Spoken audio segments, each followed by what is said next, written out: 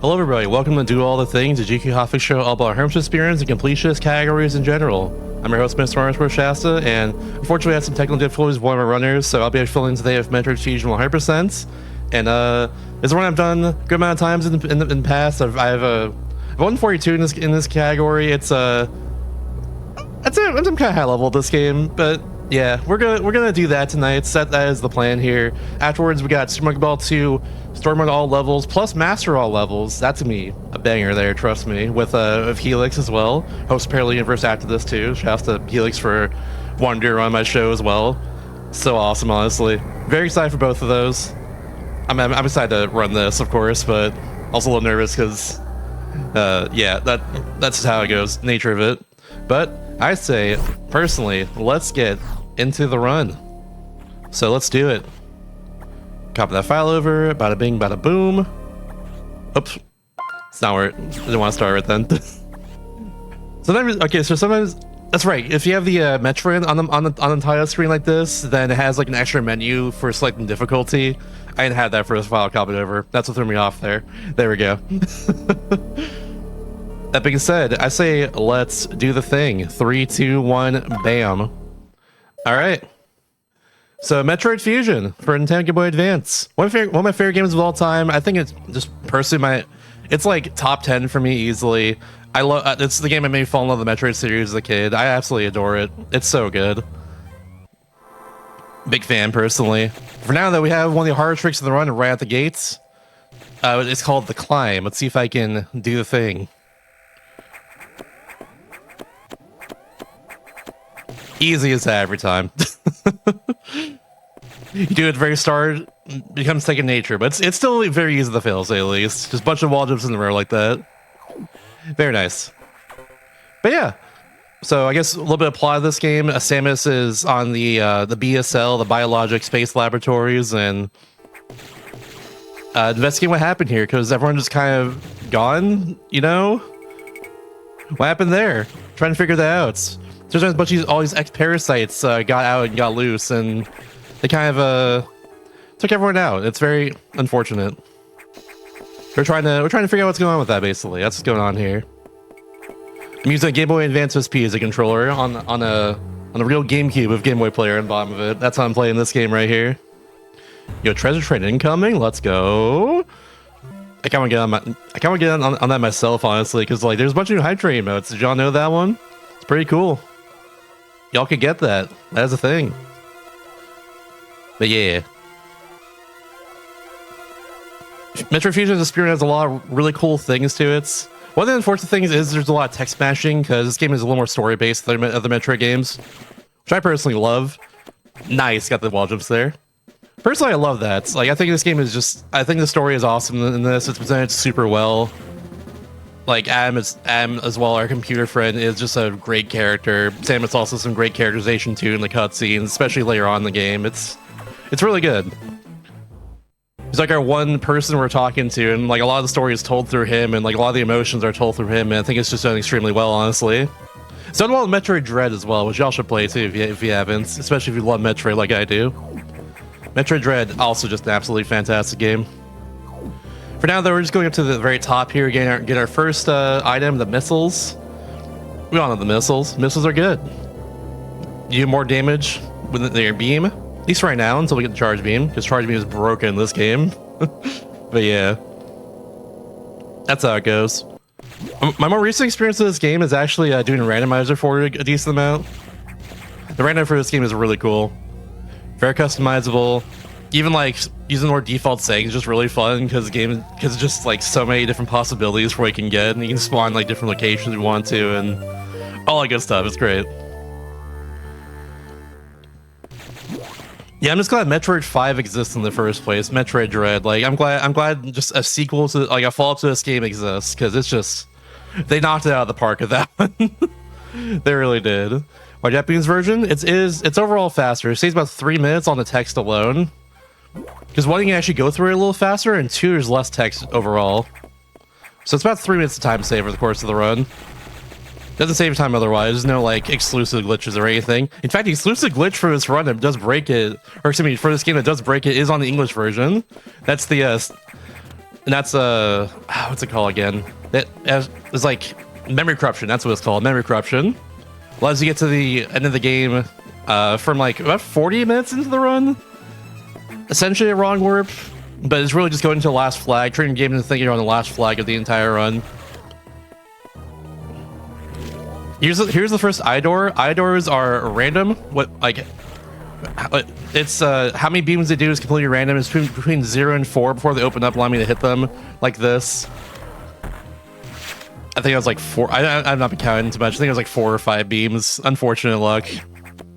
For a high level runner or top level runner, that's definitely a reset, I'd say. But more importantly, is the pattern on the upcoming boss right here. There's another item over here. That's Arachnus. Arachnus also has luck too for what he does. So hopefully I get some good luck here. If he rolls, I lose time, essentially.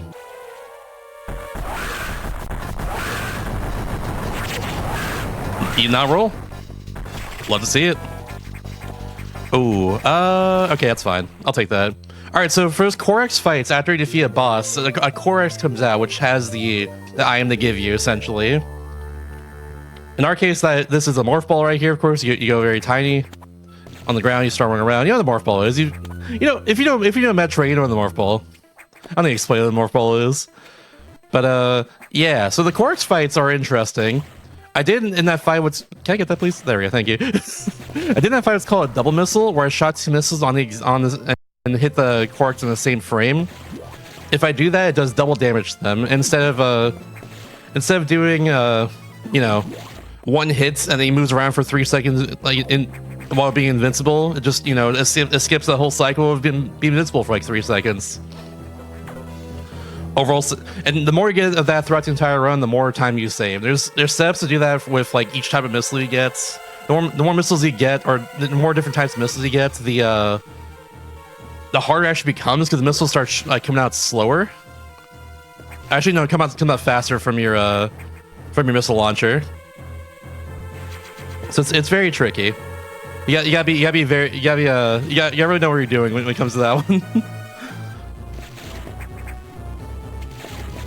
There's also the sweet spot. If you destroy a Corex right where the Corex is going to go afterwards, then it just kind of you just pick up the item even faster. Essentially, that's the idea behind it. Anyways, here's the big bad of the game. Here's SAX. In the intro of the game, which we skipped with having a file just like software sets as soon as we get to the just the map screen, essentially at the very start of the run. Yeah, in the intro of the game, Samus gets taken over by a Corex. So they go back to the planet where Metroid 2 takes place, and there's a Corex. There's a X-Parasite there, and Samus just gets taken over by that. And it turns out her suit's just kind of sentient now. That's the idea. Now it's just walking around the entire space station. As a kid, of course, playing this game for the first time, that freaked me out. A few other things in this game freaked me out too when I played this game as a kid, but you know, that's one of the bigger ones for sure. There's a funny one I'll point out right there at the run, as somebody else that freaked me out that probably shouldn't have, but yeah.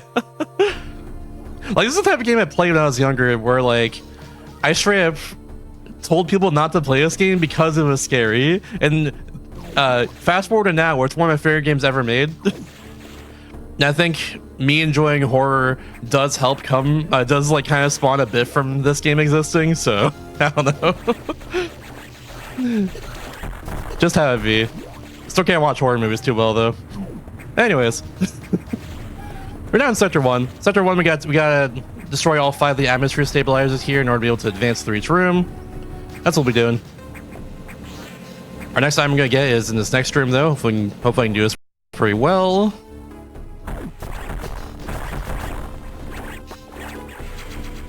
I remember what I did wrong there, actually. That's fine.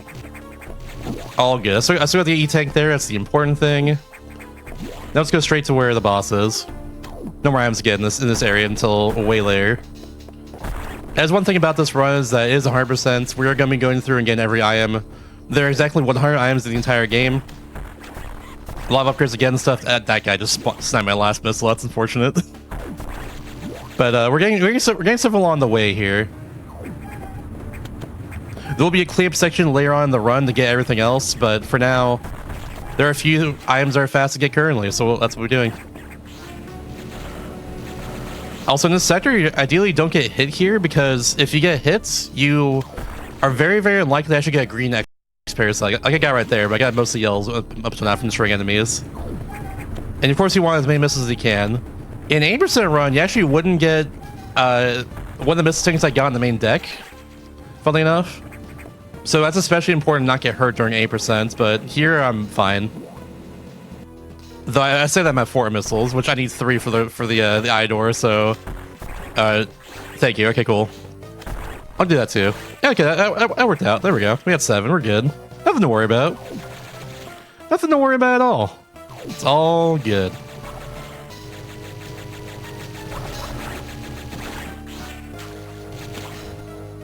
All right, second eye door.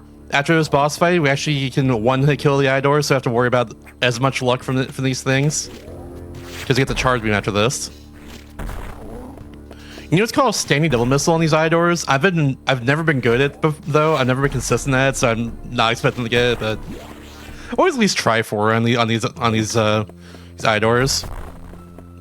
Speaking of which, optimal strategy here is you can do a standing double missile, so I didn't get it. That's fine.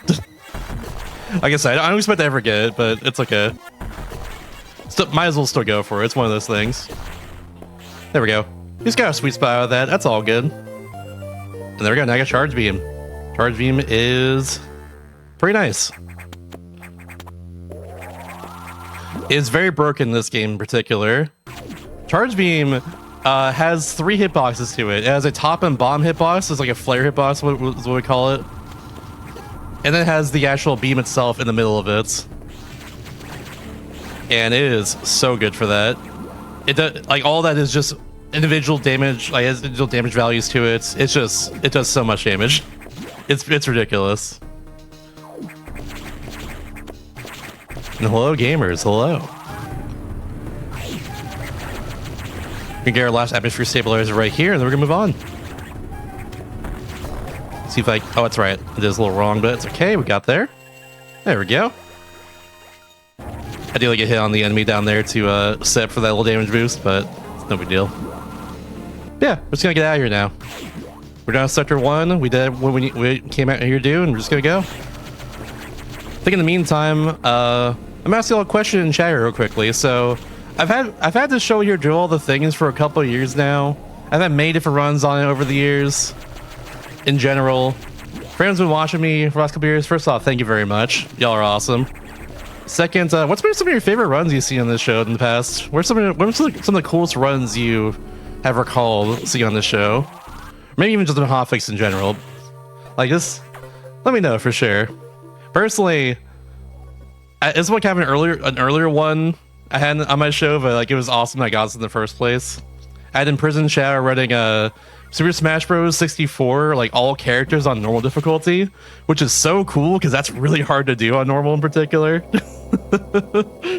Like it's actually so difficult to do that, like, and be consistent at it. It was a really fun time. Like I was popping off constantly at that.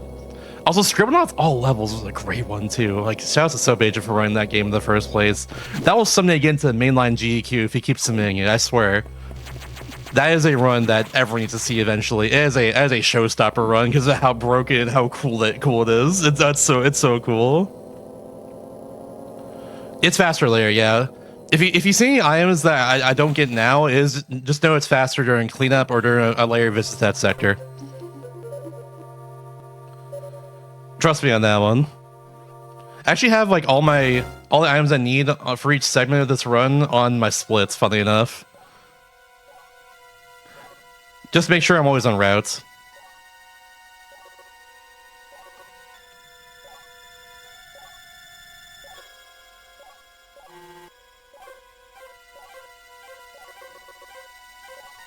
Yeah, talk about some cool runs I've had on my show in the past too that I've absolutely loved. My very first run I had on my show was Super Mario 64 DS 150 stars, which is like with the Lurker Holder. I'm blanking on his name right now. Polished Grain. There we go. And that was still one of the coolest runs I've had, honestly, because like that's a run like no one's seen pretty much. Like not a lot of people see that run. Not a lot of people do that run. but it's so cool. That run has so much sauce to it. It's ridiculous.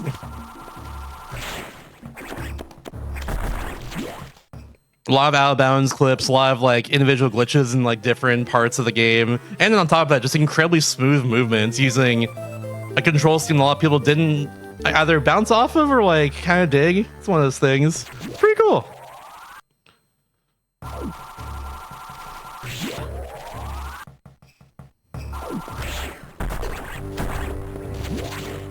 If you 100% clears under 4 hours and no do actual optimal routes, that's totally fair, honestly.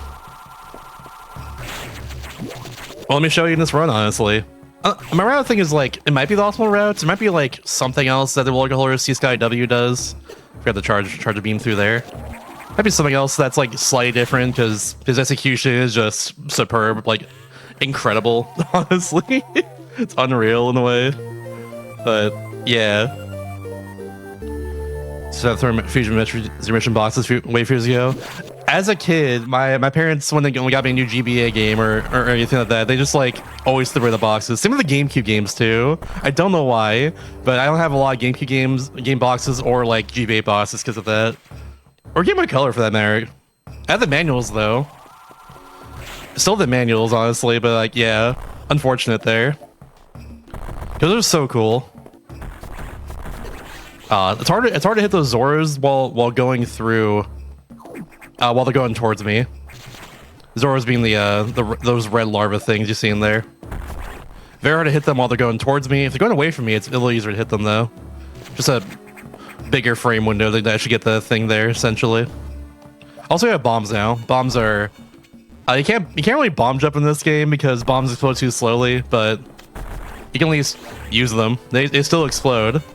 Yay, I think. This Zora's in a weird spot. Do not kill me, please. Thank you. I would like to not perish, preferably. Cool. I am still worried about one of these Zoros, though. There is a blue Zoro in this next room right here. Oh, room after this one, I mean. Right at the very bottom of it. And that one does more damage if I hit them. And they can sometimes spawn right below me here, so let's see what happens. They spawn right below me right there, but thankfully it was fine. Oh, I'm not gonna get this. That's fine. Oh, yeah, especially if I hesitate right there. There we go. I was trying to explode that bomb block so that I would go through it and not have to place another bomb, essentially. That was the idea there. Very, very tight to do. If you get it, it's cool, but yeah, it's very difficult. Shouts to the pancakes there. I forget what their actual name is, but I've always called them pancakes because like a runner a long time ago used to call them pancakes, so I just kind of did that. That's my story. Thank you.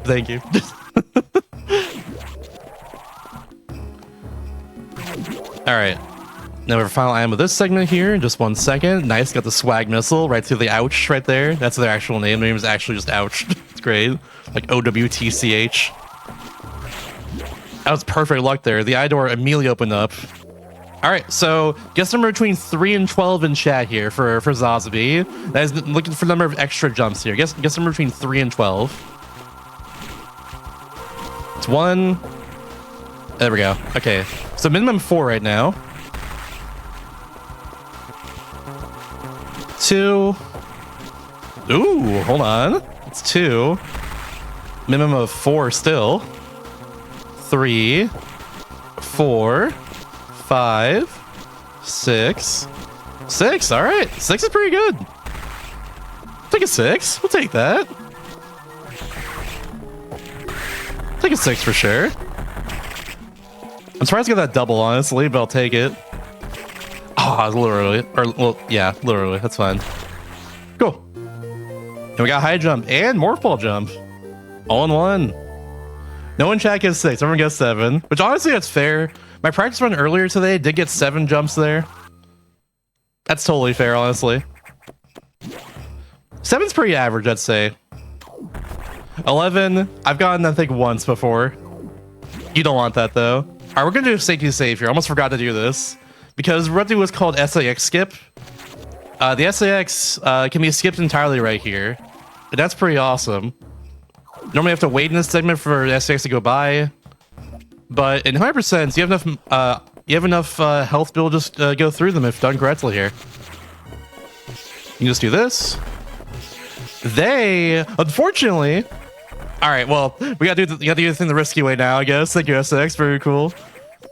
Yeah, you just kind of go through them like that. In my case, I got kind of the bad pattern where they essentially just move immediately. Like that. So I'm gonna deal with that, unfortunately. I have to deal with 1 health for a bit.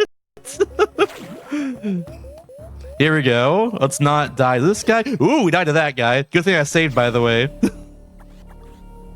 Thinking ahead. But yeah. That is the risk there. I missed my wall jump, and yeah, that guy just got me. We'll go again. We'll see what happens here. Whoops. I guess let's do that. I meant to missile there, but a little too late on that. We'll try again. It's all good. Okay, well, it's not gonna work, I'm pretty sure, unless it does. It does. All right, cool. That's what's supposed to happen there. That's the ideal SAX skip right there. They just stand still for a sec, and yeah, simple as that. Just stand still for a sec like that. So let me go through them.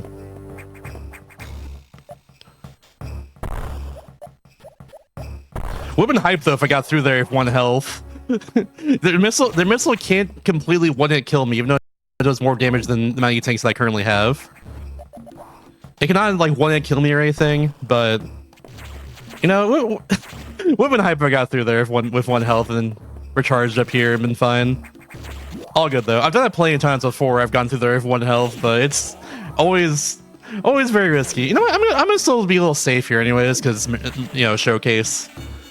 If I die, then I go back to my last save and all that, and that's, you know, in Sector 2 now. We don't want that to happen. Might as well play it safe at this point. Especially for something that wasn't, especially for something that was a little last minute like this. Like, I think it's honestly, yeah, honestly for the best. Being safe is good, actually, it turns out. Here's the last little scrolling text for little bits. For scrolling text, what we do for this is just hold A and then press A right there. Bam. Simple as that. For other text in the game, what I do is actually I mash A and down, because both those inputs advance text for whatever reason. A, of course, that's the obvious one, and down also advances it. That's just how it is. I'm not sure why, but yeah. Thank you for the raid, by the way. Thank you very much. Welcome everyone to Do All the Things, the GDQ Hotfix show all about Herm's Speedruns and completionist categories. I'm the host of this show, but I'm doing a run today of a Metroid Fusion 100%, so hope you all enjoy that. I'm a little rusty at this, but did some practice earlier, so we should be good. Hope to still put on a good show tonight. Hope to still have a nice and fine atmosphere. That's the important thing. After this, we have Super Mario Ball 2 Storm Royale levels and Master Royale levels of Helix, which would be incredible. Look out for that too. Forgot to mention it, by the way, at the very start of the show, but actually both games tonight were both released in 2002, so that's pretty cool. This game came out famously at the exact same time as Metroid Prime, and if you connect Metroid Prime with a GBA, this copy of Metroid Fusion, you get the fusion suits in that game. There's a little fun fact if you didn't know that one for whatever reason. If you watch a Metroid Prime run at GDQ, you probably know that one, but you never know, I guess. Here's one of the longer trips we gotta take to get an item in this run. Just all the way out here. We don't have the gravity suit until way later in the game, so you're gonna go slowly through the wire here in Sector 4. By the way, Sector 4, best sector in the game. If you played this game before, I'm just gonna do that. I was supposed to hold charge there. If you played this game before, let me know what your favorite sector is in the chat. This is always my favorite one, even as a kid. Especially in a speedrun sense, it's fun and satisfying to go through here too. I especially enjoy the lower Sector 4 section. And we'll see later on this run. So much fun. Nice, I got the little gap there. I can hit that crab while I'm like in the animation me getting up from the lyre itself. Small little time saver. Wasn't sure if I'd get that, but I'm glad I did in the end. Where I am up here. Oh, I couldn't get the other ouch, that's fine. I'm gonna take care of you. Yeah, then we'll just do that. There we go. Now we're good. Boop. And Bop. Sector 2 is cool. I'm with you there. I like all the vegetation stuff, all the plant life all around. You also have the infamous SAX chase later on in Sector 2. Which is always a very, very infamous part of this game for sure. Yeah, I love the secret message. Look, you have the cool way of doing the really tight speed boost, which I personally never learned, but I instead do a way that kind of cheeses it. Whenever I show the game off for marathons, that's usually my incentive I have, just show off the secret message. There's like a way on English where like you just spin jump into the corner a certain way, and for whatever reason you can just kind of grab the it's kind of like freezing one of the enemies in an unintended way. It's pretty cool. Anyways, here's Ceres. I'm gonna do a charge shot into his face here in a second, and that's gonna do half his health. And then if I do it correctly again, he's just dead. Hopefully I can. Come on. Yeah, no, I had to react to that. That's been unfortunate. A little bit of beam escape from them, but it's all good. Hopefully I can get the rebound here. I was too far away, actually, just barely. You gotta be right up next to them to make it work. Very tricky fight. This should do it right here, though. That was a little late anyways, doesn't matter, we got it. Alright, now we got the Core X. There we go, just double right there. There we go. Alright, cool. He's got the Core X fine. We got there. Very hard fight to do correctly. If you mess up once right there, then you're just losing a lot of time. Just how it goes. Now we're gonna go fast. Ba-bam. Gotta get 2 items here in 1 second. This one right over here. Then two missile blocks right up here. Nice, got that. Very good.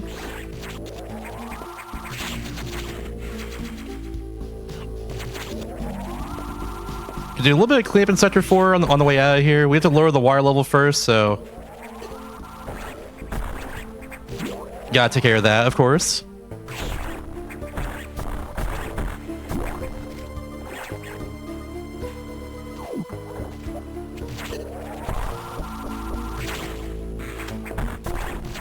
Too much more serious than the rando. Ooh, did not know that one. I guess it makes sense because you have like more powerful beams. Like sometimes in the rando at that point. That checks out for sure. All right, we lowered the water level, and now we're gonna go down here, get by the electrified wire a little bit more, but you know, saves time to not wait there. A nice little missile tank right there. Then just gonna do a speed boost here. Unfortunately, 100% can't do a cool trick called low height shine spark right here, because I do have to get an IM in this area down here. So I have to set up for that. Speed booster blocks right here, got destroy, and then we at least do this right here. Still something. Ba-bam. Then do that. And now we go off to Sector 3. Oops, forgot about you. Excuse me, sir.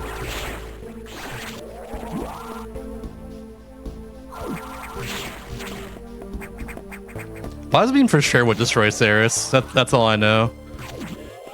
In rando, of course. Plasma is just so much damage in general, and it sounds cool, which is the most important thing. It just sounds really cool.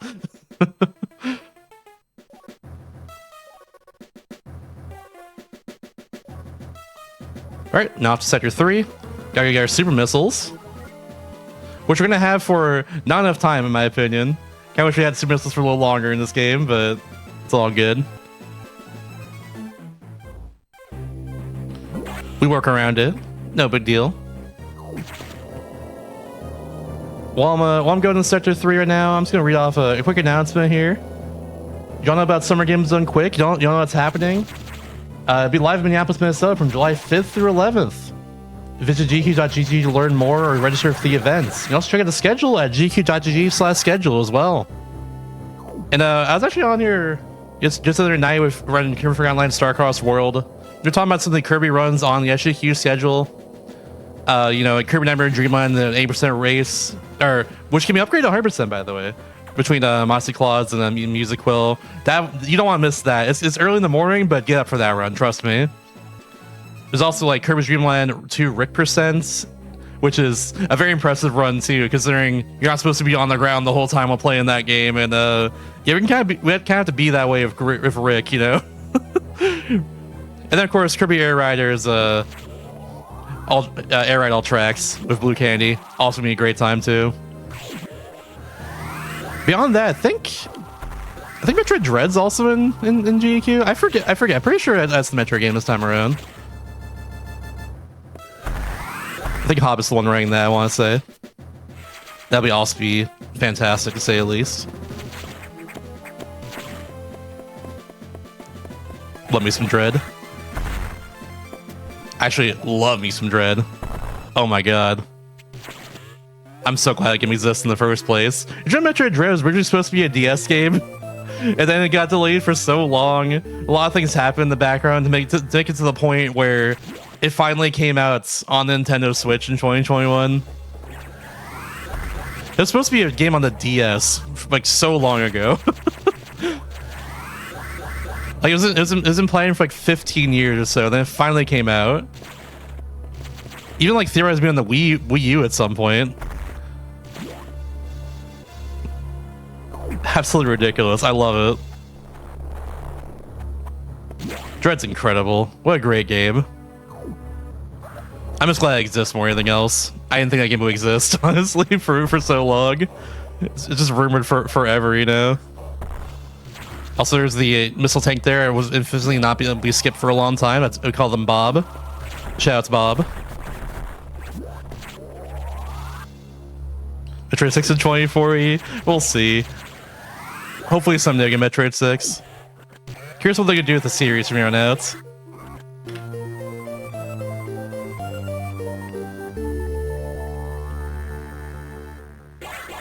Yeah, there was actually a reference to Metroid Prime 3 to Metroid Dread, funnily enough. I played Prime 3 in anticipation of Prime 4 coming out, which don't talk to me about Prime 4. But yeah. I did see the Metroid Dread measures in Prime 4 while I was playing that game, which is pretty great. Like, look out for Metroid Dread coming soon to Nintendo DS. It's like, wishful thinking. They thought. I wish, though. Yeah, I didn't get Data Spark there. That was close. It's all good. Anyway, it's time for box. The more important thing here is box. Hopefully this fight goes really well. Just kidding, I didn't go far enough left. Whoops, hold on one second. I thought I did. It was like a little past the play on the ground here. You know what, I'll just make sure it actually shakes this time around. How about that? I'm pretty sure I got it there with that movement, but I was probably like a pixel off for something before. It's all good. We'll try.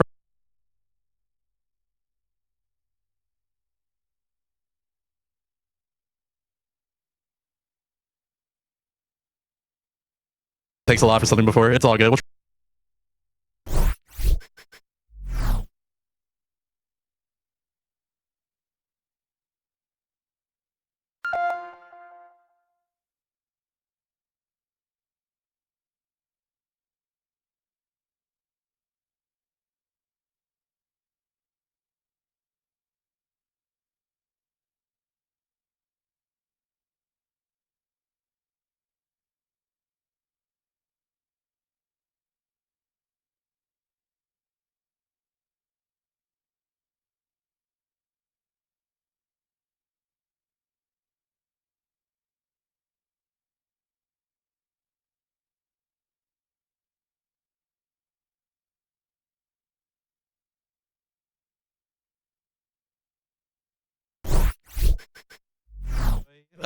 yeah, my internet's not been the best lately. Shouts to internet, it's not working, but it's all good. I beat Box, and now we're gonna get out of here. Also got a Shine Spark. Here we go. Ba-bam.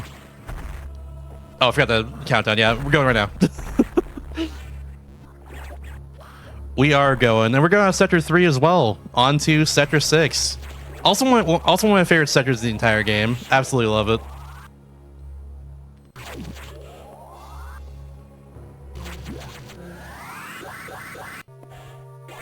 But yeah, it's all good. Run's still going. Don't you worry, everybody. Still going fast over here, allegedly.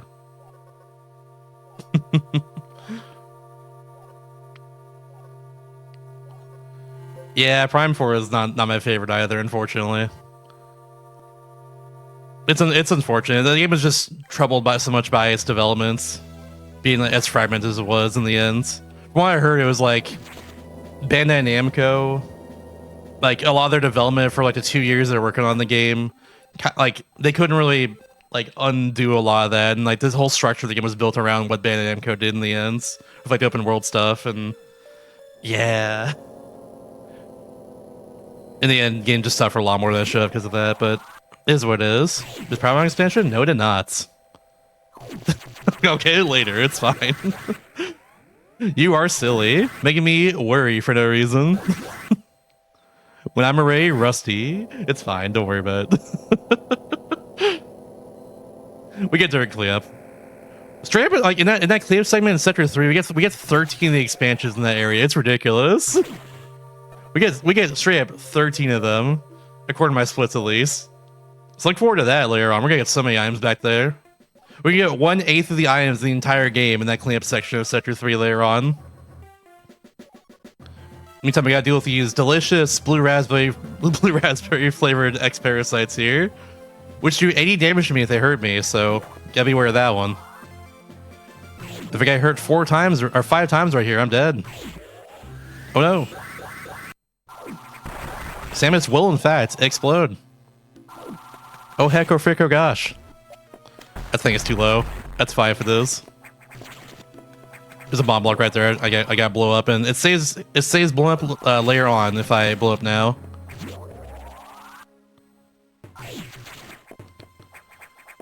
Yeah, thank goodness for my 74 power bombs I get eventually at 100%. I'm gonna need all of them. It comes down to the wire of my power bomb count later on, trust me.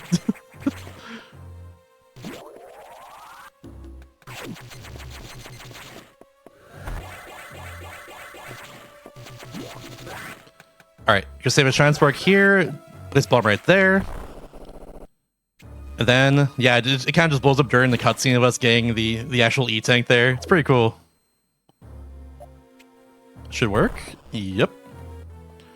And now, if y'all have never seen this before right here, you actually skip the SAX section here of waiting around for them to go away. And the way to do that is just like this.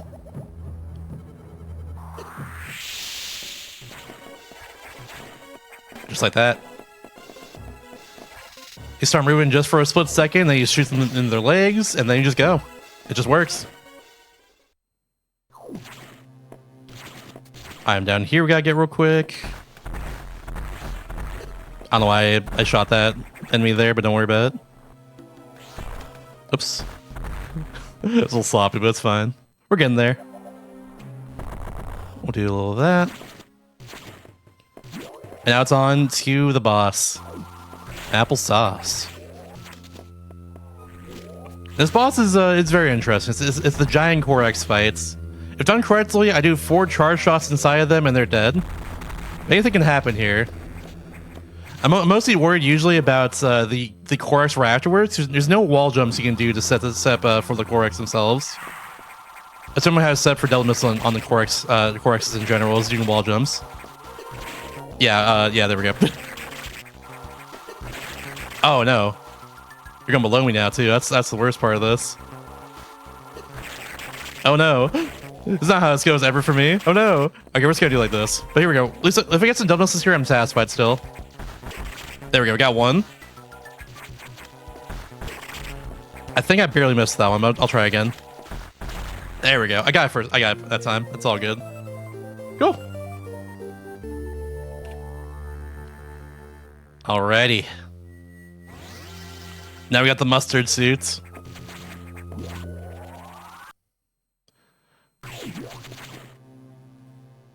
And for now, fun little thing, if you didn't know, or never noticed it when playing this game. If the X parasite's going to come towards you right now during this section, because they still think they can hurt you.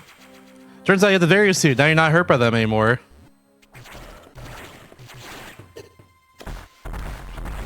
And now on our way out of here, the second time I go through here in a little bit, look what they do.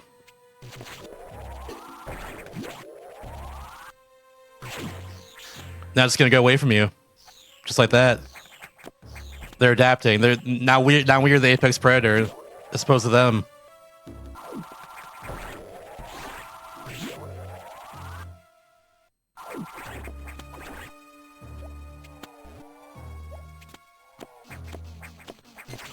Yeah, now we're just gonna get out of Sector 6. I forgot you were there.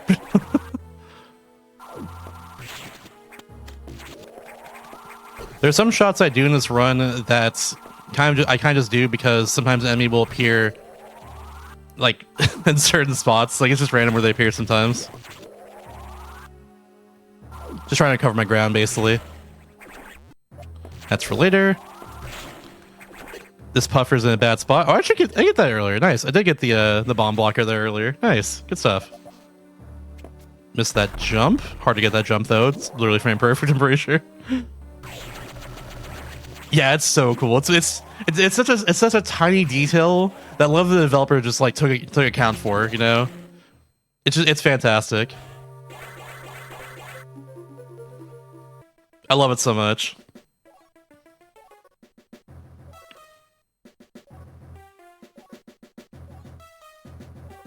All right, now on our last sector, we've not visited yet, Sector 5.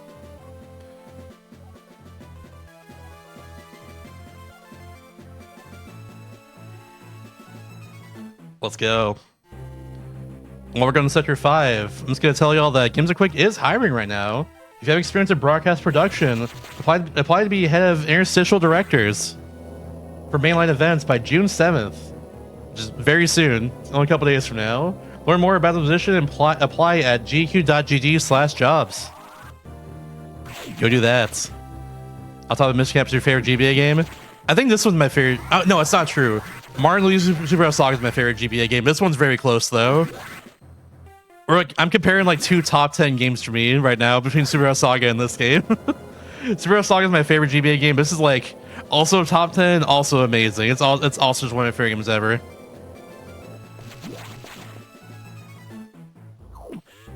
I've been rando for both those games too, and rando for both those games is very fun to say the least. What are y'all's favorite GBA games in general?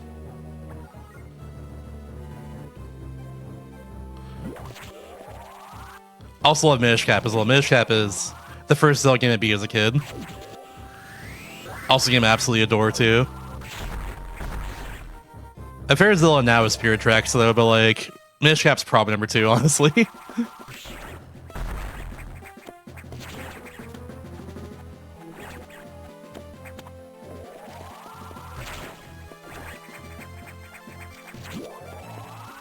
game is good. It's so good. Zero Mission, Advance Wars. Ooh, great choices. Also love Zero Mission as well. Not as much as this game, but Zero Mission's incredible too. Second Golden Sun. Ooh. Oh, heck yeah. I think it's Dark Dawn, if I recall. I haven't played that one, but I've been wanting to play those games for a long time.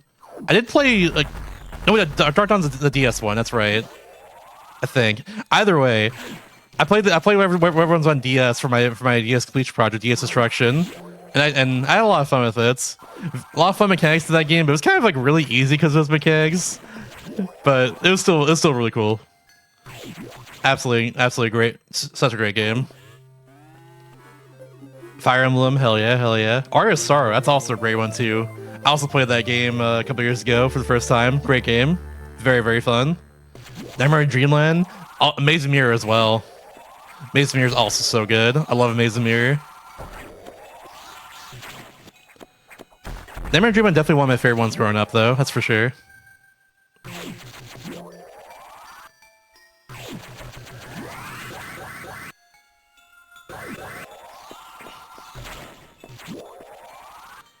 I'll show you the second one. Gotcha. But what's your favorite GBA game, gamer?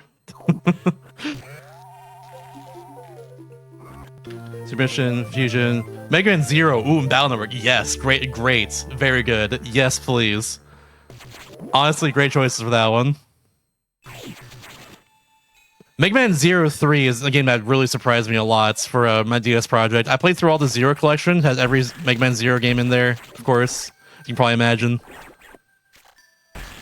Very, very fun game. The mechanics, especially in that game, really impressed me a lot. That's going the other way. Thank you, Ripper. If the Ripper goes to the left, I save some time. If it doesn't go to the left, I lose some time for sure. But it's all good. WarioWare GBA? Yes! WarioWare 1 and also Twisted. I think I should especially Twisted. Twisted's underrated. That game's great. And just so good.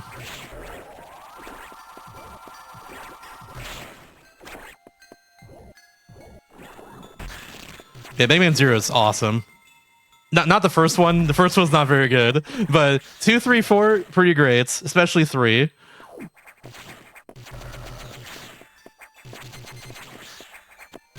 That's all I know. Mother 3, great answer. Also love Mother 3. Such an all-timer, honestly. I love the run of that game at RPG Limit Break recently. Shouts to Lonely and Gyros Robot for running that. That was so much fun.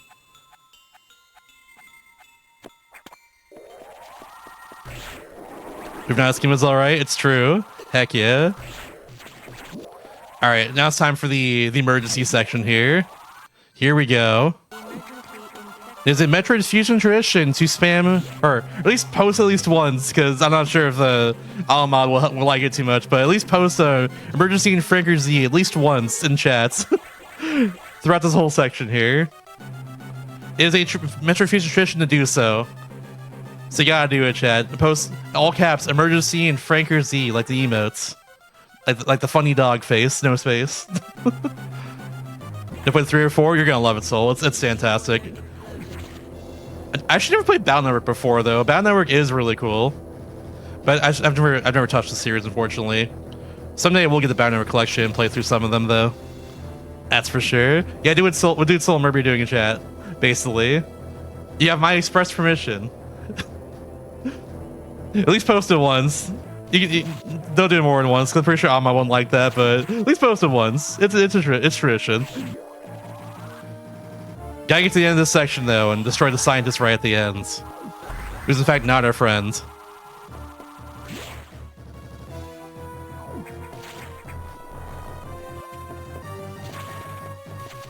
Alright. I gotta fall all the way down right over here.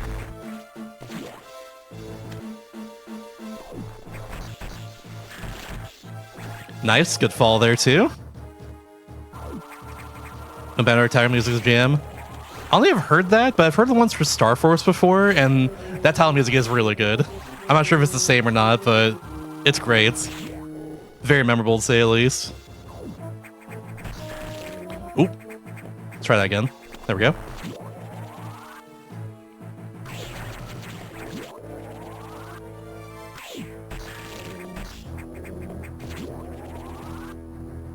We can just call an R shot here, by the way. I'm just gonna press R right there to get rid of my beam. Because switching, if you have a charge shot going and you switch to your missiles, it gets rid of the charge shot like that. And you can still, that's useful because you can just kind of do it while still doing other stuff. If I spam missiles 3 times in this room, by the way, that guy's going to go up like this, so I can just jump to the top if I am not silly. But I'm very silly today, so it didn't work. There we go. I got 0 beams. It's fine. I'll take that. All right, here's a scientist. It's actually Corex. Oh no. A Corex for it's like debatably a nerf to my beam. I think it actually is straight up nerf. Is that a double? It was a double. Let's go. Nice. I'll take a double there. Heck yeah. I don't always get a double there, honestly, so I'm glad I got that one. Heck yeah, gamers. Mega Man game is legally all good. That's true. There's rarely a Mega Man game out there that has a bad soundtrack, honestly. In fact, like after I played through Zero games and like Star Force 1 and stuff for my project, like I've had so much music from those games to my like stream playlist. It's so good. It's so good, honestly. Shouts to the old man in one of these Star Force games that goes like, "I'm 30 years old." He's literally old, like literally an old man's brain just says that. It's so good. I posted that for my 30th birthday last year. I had to. It's essential. I think it's in the thorough one, I want to say, because I haven't seen that yet in my playthroughs, but it's very good.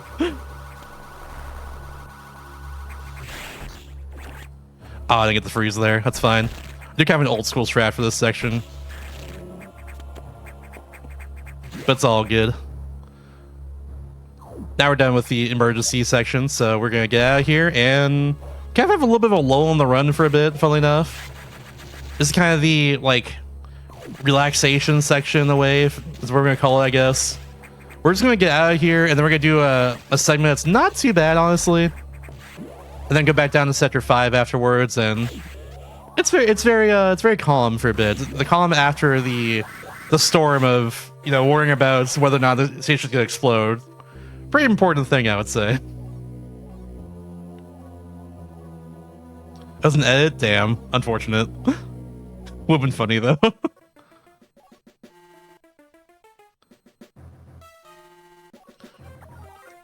Alright, chats. What we're gonna do? Are we gonna save or kill the animals? What we're gonna do here, chat? What's the plan? Let me know. Save or kill the animals? If we know, shush. Any objections, Lee? That line still goes so hard, honestly, in this game. And it's built up so well for like Adam just to say that right at the end of the game. It's so good.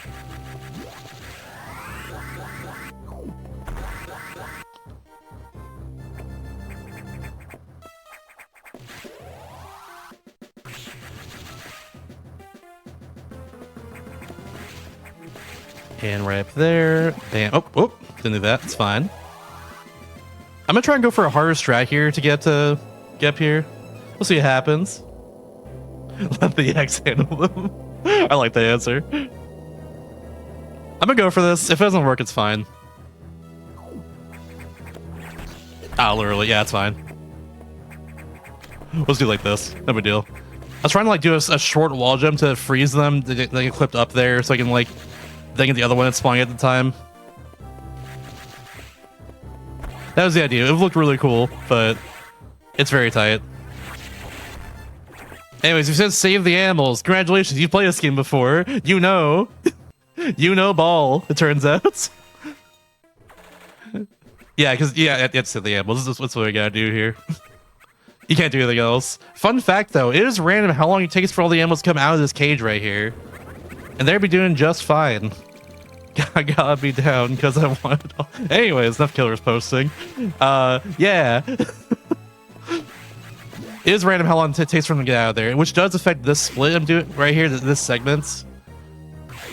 There's not really a whole lot going on in this segment. It's like too difficult. So really, like how long it takes for animals to come out the cage there really just it matters a lot for saving time or losing time here. But until that like little one, essentially until all three of the animals, all three of the blue animals come out of the cage. As soon as all three come out, the little one comes out, and that's when we can now move on.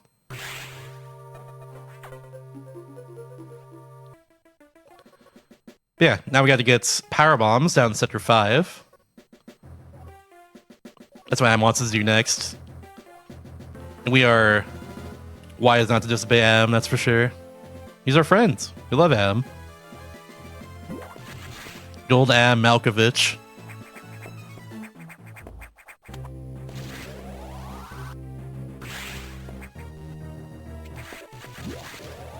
Alright, gotta get this item over here. Bam.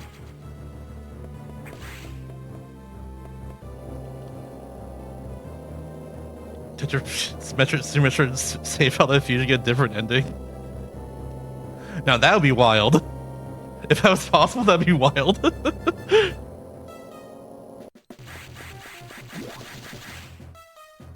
Hello, hello, hello. While I'm going down here, I'll tell you about Juneteenth, by the way. Juneteenth 2026. Next event is coming up soon. Black and Flash presents Juneteenth, Class of 2026. Airing June 28th, or excuse me, June 18th, excuse me, through the 21st. Right here on GDQ Hotfix. We're gonna schedule at with exclamation mark Juneteenth in chats. Let me know what your favorite runs are from that as well too. In the meantime, I'm gonna do this trick right here. It saves like 1 second, but looks really cool. Hopefully I can get it.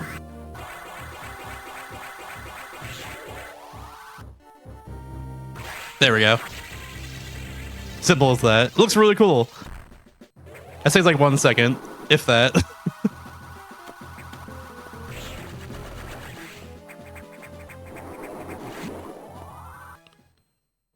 Now we're gonna go down and get power bombs. Right over here from his day room we've seen before.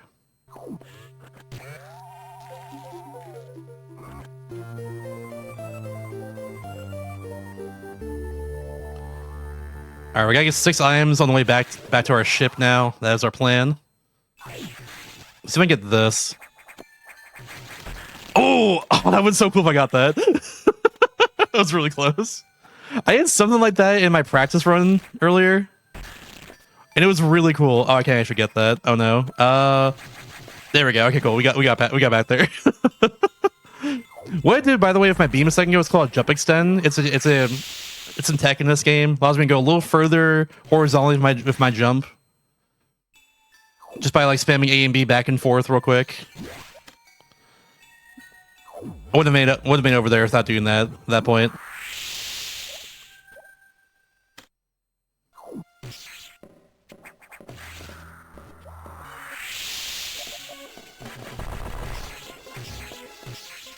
Think I jumped in time? I did. Hopefully the power bomb is high enough to actually get everything up here. But yeah, power bomb, as you can see here, absolutely just wrecks everything. It's very good in this game. I was not high enough. Get the little glitchy interaction though. There's a liar right over here to the right. There we go. It doesn't not fully spawn in though. Ooh. At the very least, with having to wait there a little longer, the Rippers were in good position, so I'll take that.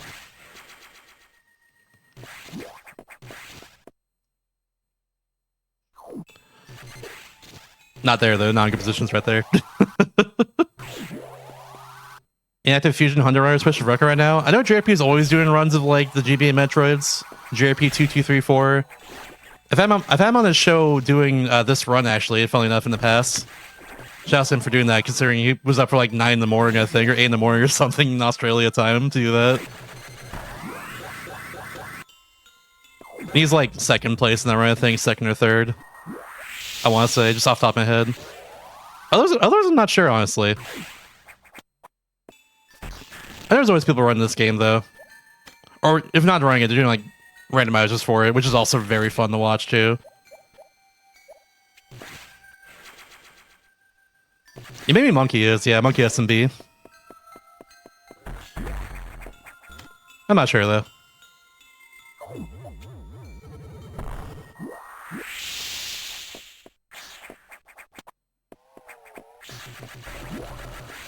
Recommend just fall into the Twitch category for Metroid Fusion if you want to see some runners of this game do their stuff. That's the way I see it.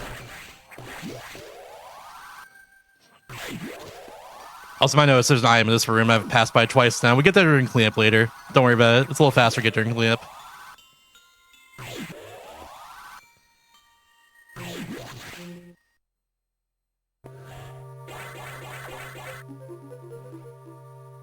Yeah, JRP's awesome for that.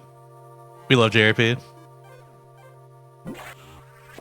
I met him so long ago, by the way. I met him like at one of the GDQs, like pre-COVID, honestly, and like, hey, he's good. He's a good guy.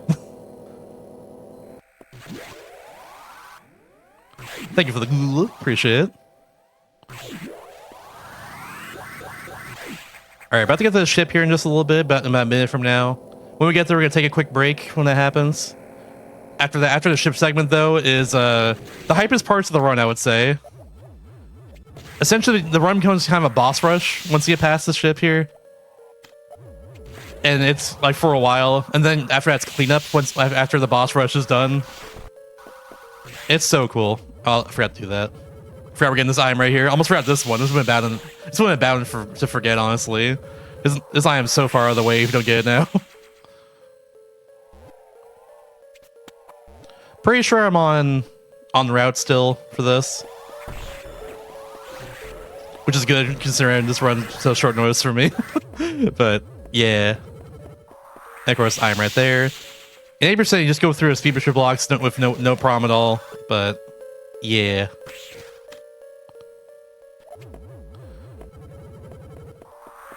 Nice. Now right to the ship. There's gonna be our save as well too. And pause timer right there. So we're gonna take a quick do all the things. GDQ Hotfix show all about our hermits, speedruns, and completionist categories in general. I'm your host, Mr. Shasta, filling in for with Metroid Fusion 100% tonight, which we're gonna get back to right now. So 3, 2, 1, let's go. We've officially saved the animals, and the animals themselves are very smart. They went straight to the ship here. They know where safety is. It's big metal ship on this giant space station here. So yeah, shout outs to them. Kind of a common trope throughout the entirety of the Metroid series, just like animals or creatures being very smart in general. You see that in Metroid Prime games too, along with, of course, famously Super Metroid as well. you escape on your own ship after you free them. But yeah, whole space is overgrown vegetation right now. We're gonna investigate that right now. That is the plan. This guy spawns in 2 spots. He spawned near me. That's actually much easier to deal with. Heck yeah. This E-Tank is very hard to avoid if you're doing a 0% run of this game or a 1% run of this game. But here you can just, I gotta get it. It's 100%. We're in fact doing all the things. Can you believe it? Can you believe it?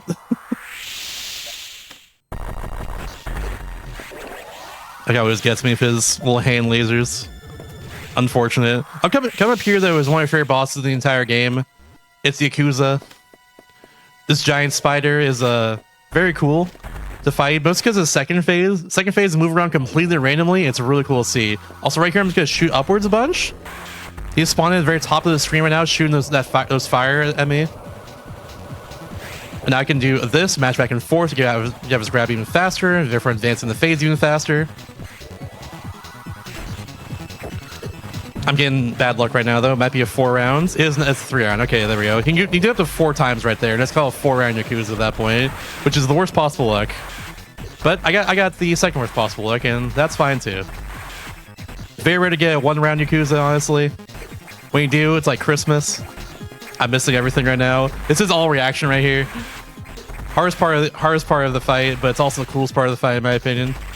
Almost got a double. It's really close there. There's double right there.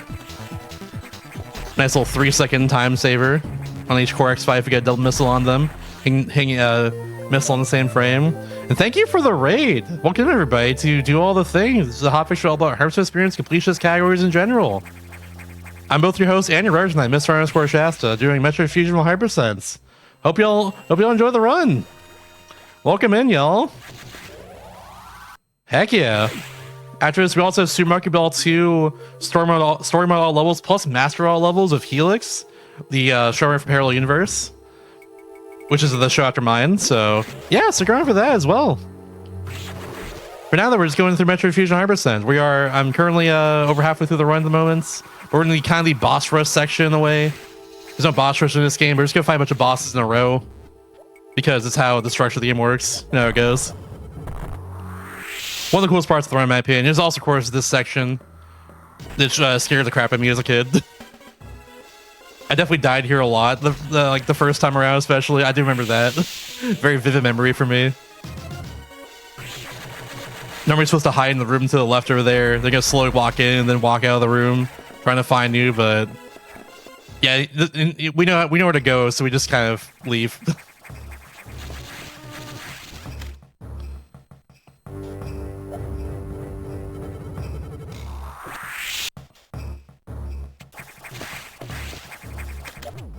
Alright, place power bomb there, gets rid of all the pancakes up here. I think someone actually said the name of what these flat red enemies are called in chat earlier, but I completely missed it. I just call them pancakes though, but you don't even see them because the power bomb destroys them. And up here, we're gonna fight Notori, the golden statue.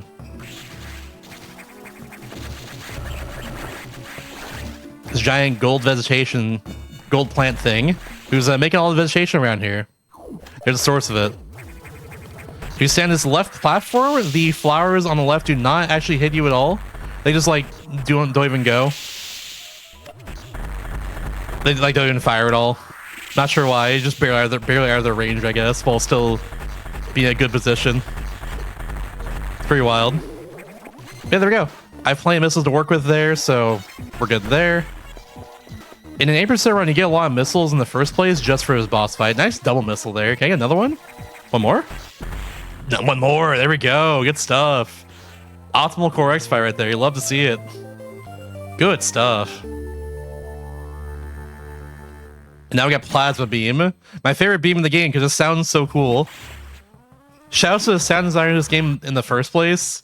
They absolutely popped off with just the sounds overall, like, especially on a GBA sound chip, which does not exist, by the way. There's no GBA sound chip, unfortunately. Oh no, maybe I'm thinking of DS. Either way, like, yeah, like whatever sound there is, you know, on GBA, it's like not the best sound in the world, to say the least. Like, you know what I mean? Like, there's not a lot of capabilities for it, but they'll make like they will like create such great atmosphere of this game just from like what little resources they had to be able to do so, and it's so cool. It's so cool what they did. Stuff like, you know, like even just like the powerbomb sounds so cool too. Like the speed booster as well being as cool as it is too. Like they're great. They popped off for sure. That was just right on top of the missile tank. That was a little unfortunate for me.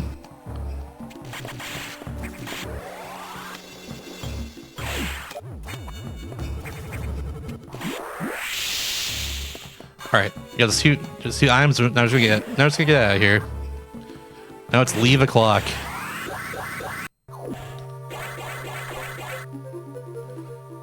Now we're heading back over to Sector 5 again. We love Sector 5. We're there like 4 times in this run. It's great. We love Sector 5 though. Sector 5 is very good. Yeah, a lot of love put in this game for sure. A lot of love. Absolutely adore it. As a result, it's one of my favorite games of all time. Nah, not the Plasma Beam. Plasma Beam is music to my ears personally. Love that sound.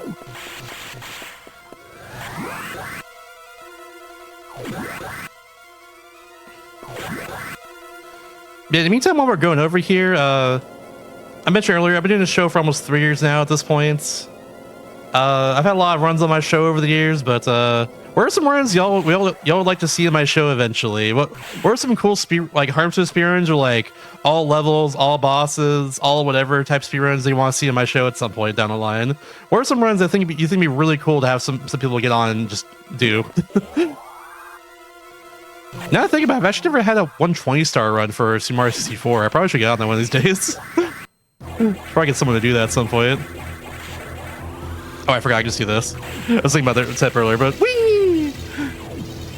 Whee! We just go. Love this Shine Spark. 10 out of 10.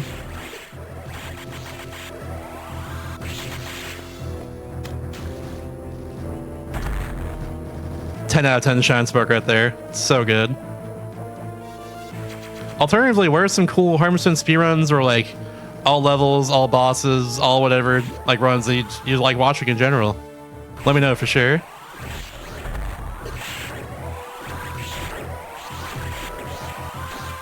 I've had both GBA Metroids on before, 100%. I had Raiden Forge's Mission Hundo. I had JRP do Fusion Hundo in the past.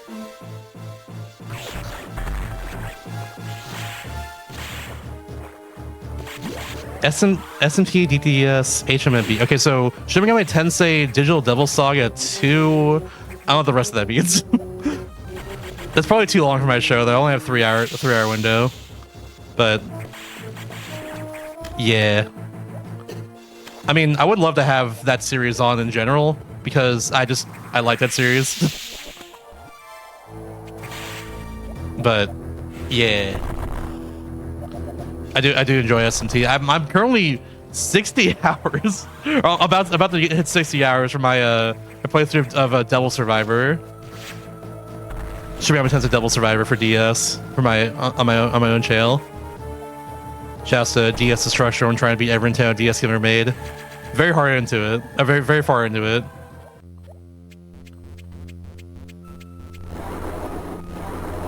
Here's what the short surface runs you can find would be.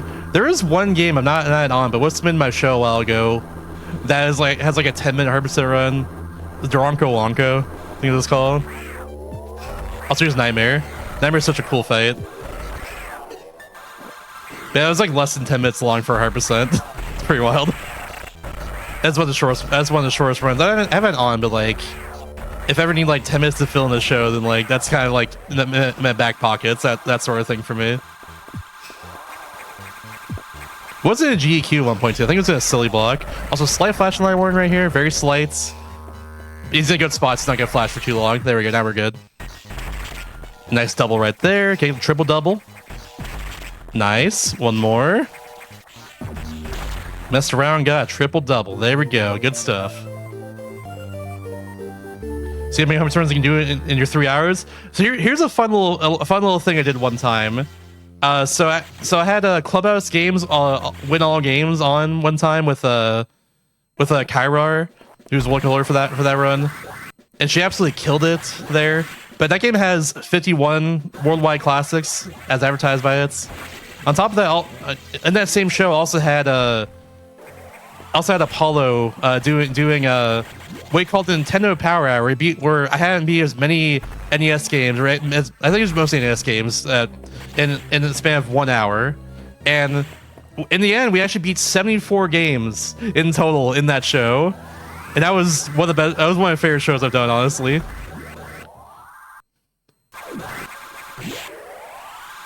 That was a really great show, honestly. That was one of my favorite ones I've done, just because of the idea of it.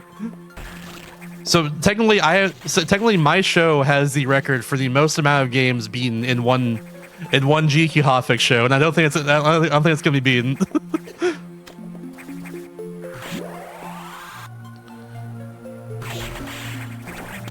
By the way, which went through the worst room in the game? That's what I call it there. It's very... it's not a very fun room to go through. Lost stopping and starting, unfortunately. That being said, though, we're my favorite section in the game, personally. I love the Underwater Sector 4. Love the music here. Love the movement here. It's all very good.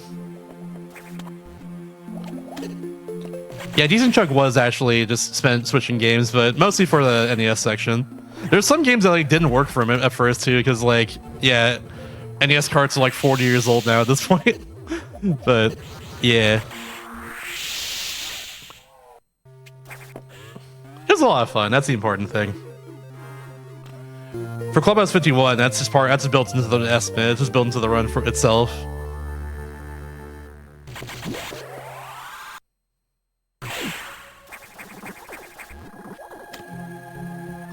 All right, go down here, do a power bomb.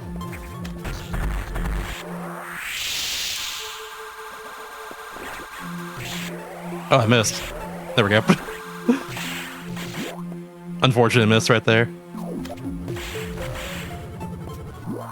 Also kind of a longer item to get here. It's through two different rooms, so it's good, and like it takes me to go through both of them like this. One of the longer items to get, I'd say. It's a little out of the way. But, you know, 100%, gotta do all the things, etc., etc.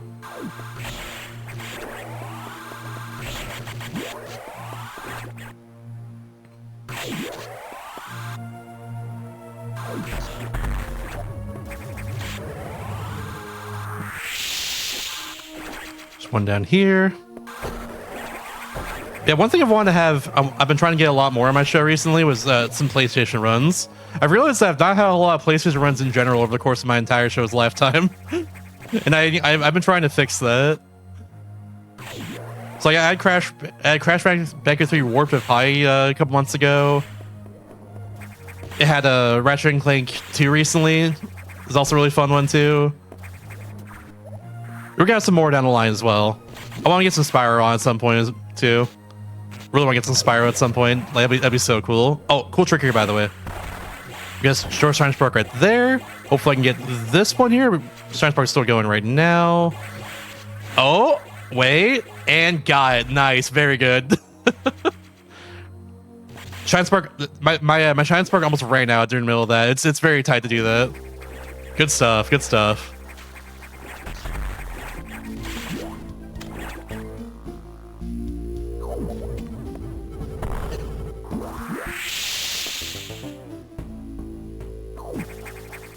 All right, now on to the fusion missiles. An upgrade that a lot of people kind of really think about too much, honestly, but yeah. It doesn't make it so hard to actually get double missiles on the core X's, because this thing fires even faster out of my missile launcher than all the other missiles in the game. Thankfully, I have to do that for 2 more bosses coming up. Technically 3 if I was like at Lurker level, I guess.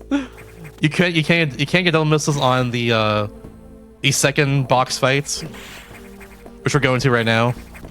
First, I'm doing a little detour so I can get the last item in Sector 4. This is actually the last item in Sector 4, by the way, right here. We got everything up until now. And now this is it. It's right down here through those power bomb blocks.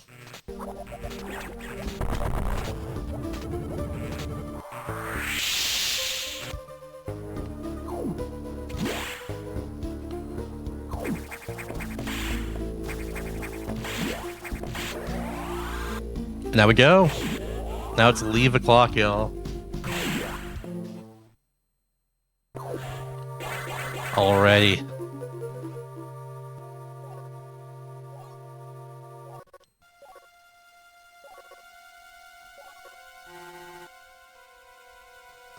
I guess in the meantime, while I'm just going to another sector right now, I'm gonna tell you all about the Frame Fatales Game Jam.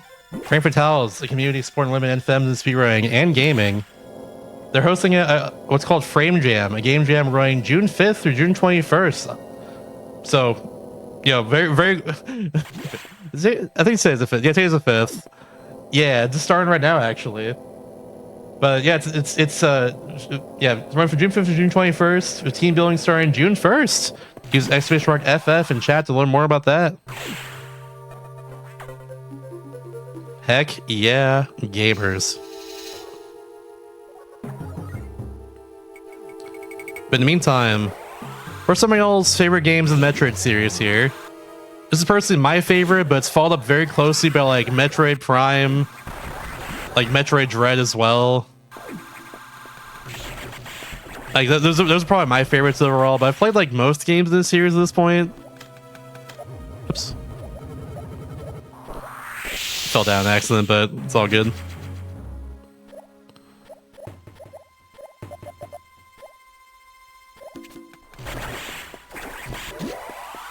Yeah, absolutely adore Metroid Prime. We just did Metroid Prime for Archipelago, for our friend's Archipelago recently. That was a lot of fun, just revisiting the game again after not playing it for a while. Not playing it since Remaster came out, funnily enough. Oops, I forgot to do that, but we're good now. There we go. Want to put Super Metroid? Oh, you gotta fix that, Super Metroid. Super Metroid's really good, but there's so many good Metroid games out there. I love this one to death, personally. Zero Mission is also incredible, too. Metroid Dread is a modern classic, honestly. The Prime series is fantastic, especially Prime 1 and 2, in my opinion. Prime 3 as well. Actually, I like the original trilogy a lot for Metroid Prime. You can skip 4, it's fine. Love Metroid Prime, though. Oh my god. Lots of great Metroid games out there. This series is just fantastic all around.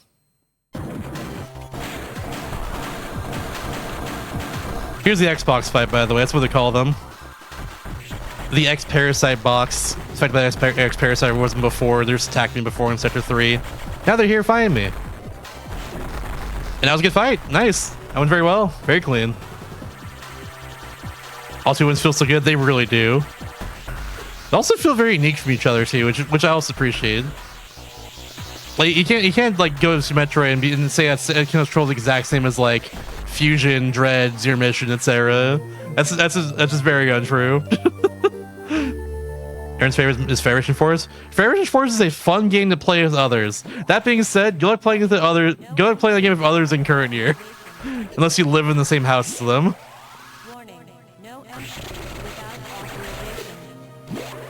Because yeah, online for 3DS is just not a thing anymore, which sucks. I hate that. I love the 3DS online, and I love 3DS in general.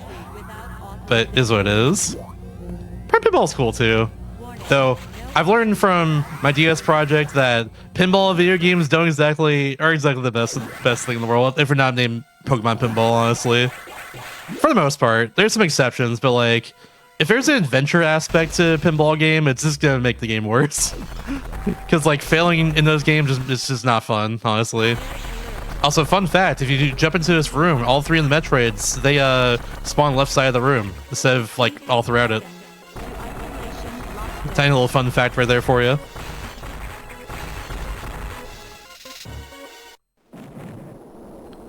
Get there with 3 Prime games? True.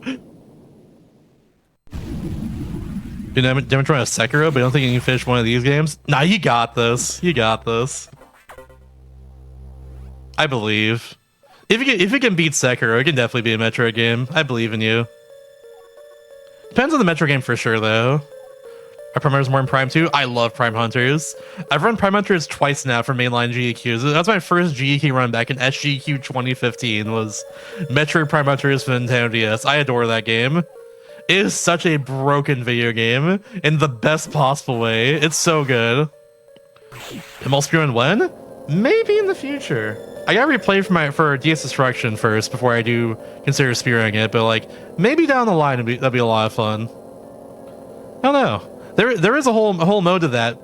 Fun fact: Prime Pinball is just a retelling of the Metroid Prime story. Even if you collect all 12 artifacts like you do normally in Prime 1.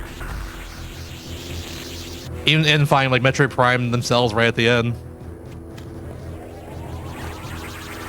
It's pretty cool, but I forget like I haven't played the game in a long time, so I forget how it actually plays in the first place. Also, yeah, Prime Hunters Prime Hunters multiplayer. Oh my gosh, fantastic! I played some of that of Dark Terex at Age of the Q, like just his last Age of the Q. And it was so much fun. He's so good at that game too. He absolutely kicked my butt. Yeah, that game, you can go out of bounds in multiplayer in that game, and also it's used a lot in the actual single player run. You go out of bounds a lot in the actual like run for single player. It's so cool. Game is broken, but broken in a very fun way. That's the important thing.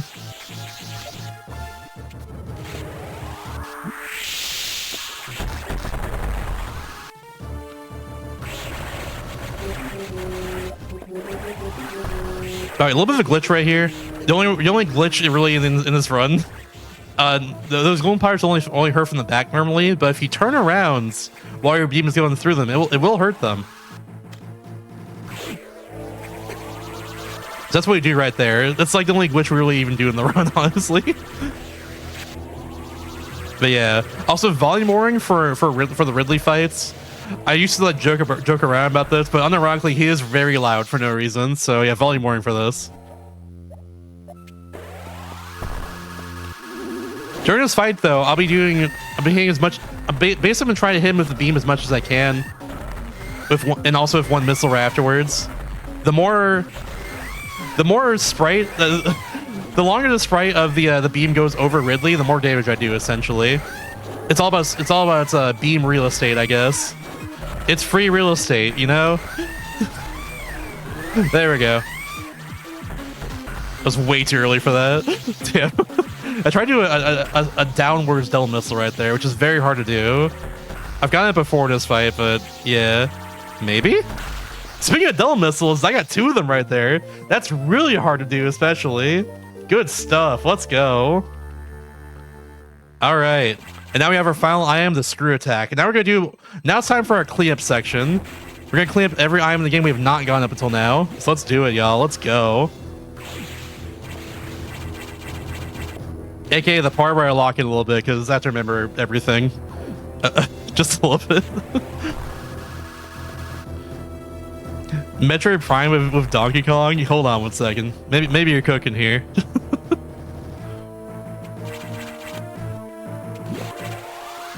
Deal me a little coconut gun. It does fire in spurts. Fun fact. And if it shoots you, it's gonna hurt. As we all know. Foreigners race hunters and they play again multiplayer. See the best afterwards. Maybe. The hard part is getting Forerunners of Metroid Prime Hunters. There's like me, Verilix. There's the Warlord Water Meow as well. And then after that, maybe there's a runner named Dan as well, who's been around for ages of that game. But he's from France. I think me, Verilix, and Water Meow all from the Americas here. France or Germany, I forget, but yeah. We'd hard to get us all together for that, but that'd be a fire idea if that ever happened, though. I'm with you on that. That'd be a very fire idea. But yeah, Prime 4. The biggest thing was that Ban Namco's development, I think, went too much into the development of it hampered too much of the development of what Retro Studios do with them. Unfortunately, from what I've read about it, at least. A lot of the open world stuff was Bandai Namco's doing, and like, yeah, in the end, that was their undoing with that game. Because the areas of that game, oh my god, they're so cool. Except for the mines, why'd they do that? But like the areas of that game, like Volt Forge, like the ice area, like ice belts, they're so cool. And then you get to like, oh, I got that, nice. That's very tight to get that. Good stuff. That was really good. Heck yeah.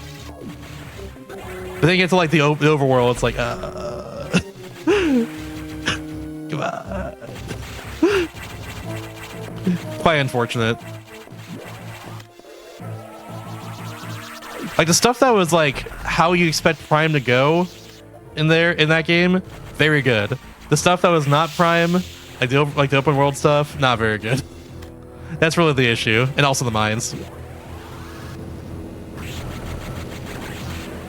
What do you think of that? The issue is that Breath of the Wild was so popular back in 2017, and development for that game started like in the late 2010s. Hold! I forgot I am. Hold on 1 second. Over here. Good thing I caught that.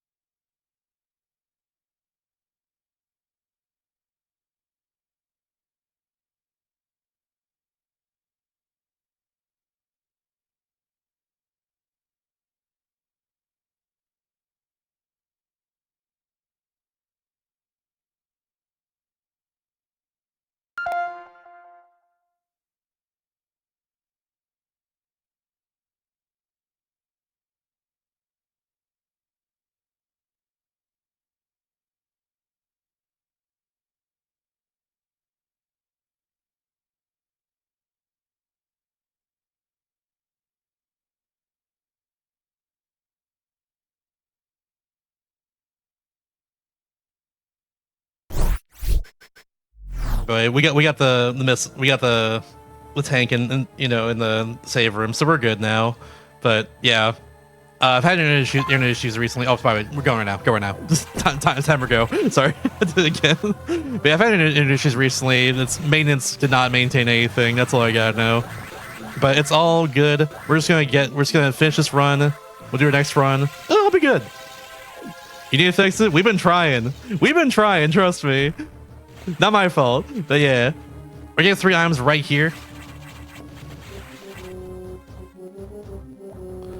And we're gonna move on.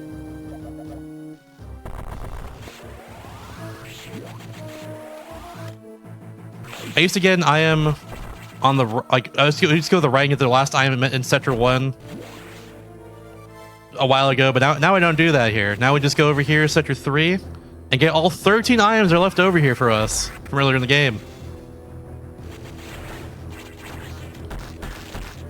So that is the plan. You are down here. Do I have enough room to get this? I think I do. I have plenty of room. Now I jump, do that. Nice. Got an E-tank there. Oh, I did not get it back up here though. And then this right here is number 3. I'm gonna count these down because we literally get like an eighth of the entire items, the entire game in this segment.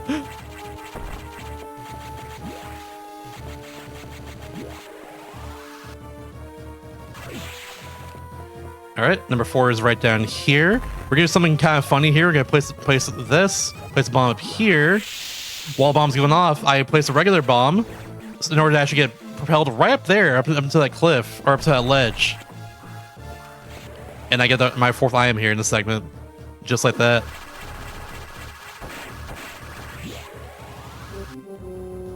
Then we're gonna go out of our way a little bit to do this. There's one item all the way over here.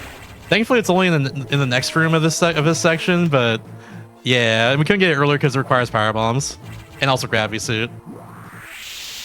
All the way down here, bit out of the way, but just how it goes.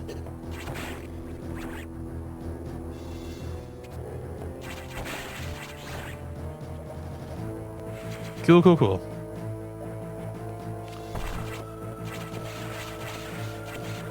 Now get back. Let's try things to blow up the station. Yeah.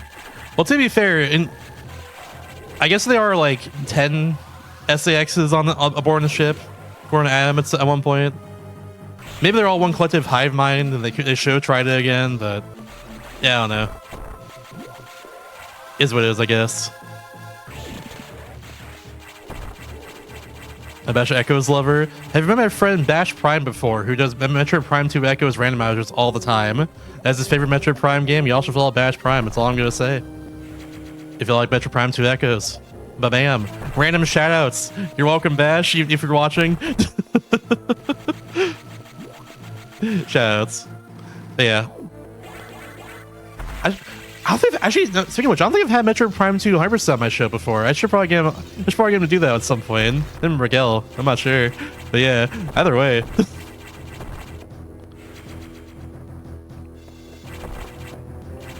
That's so true. Dash Prime.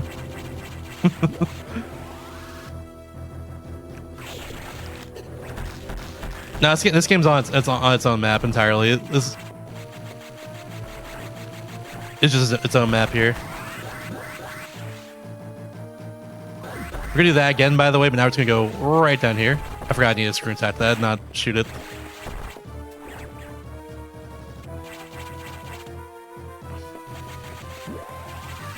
Unfortunately, the route I'm doing here is a little bit faster.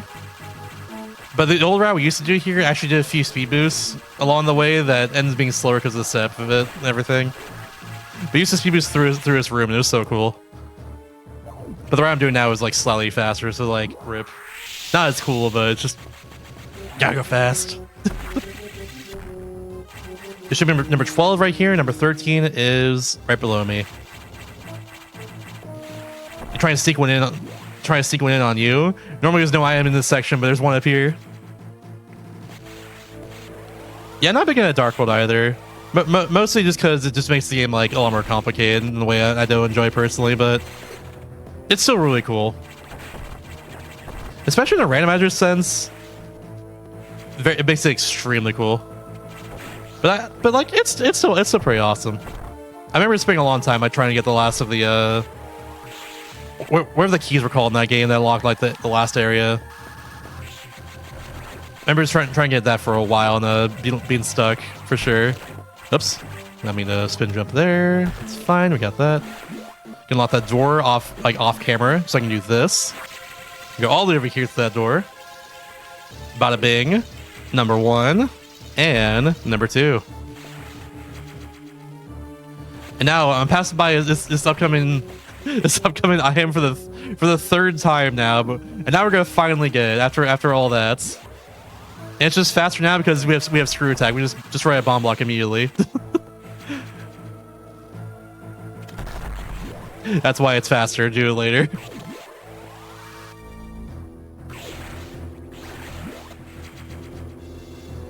We're gonna Final Boss of Prime 3. I kind of liked it personally. I didn't have a hard time with it myself when I played it more recently. Honestly, I thought the boss fights in that game were really cool in general. I liked how you fought like different bounty hunters beyond just like fighting creatures like you usually do. I thought that was really fun. Just as a general thing in that game. I wish you got to see more of them in general, but yeah, they of course did perish. But they were really cool.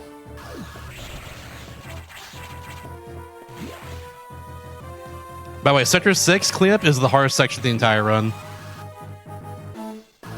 We do a lot of very, very tight and difficult tricks in this section. Like this one right here, check it out. Check it out once I get it. I missed my jump, unfortunately. We'll try it again. This is usually the part where I expect to like take a few tries doing like trying to do this, but hope it doesn't take too long. I did it again, really? Okay, I don't normally mess that up actually. Hold on one second. I don't normally mess that up. That was really weird. The fake missile? It was, yeah.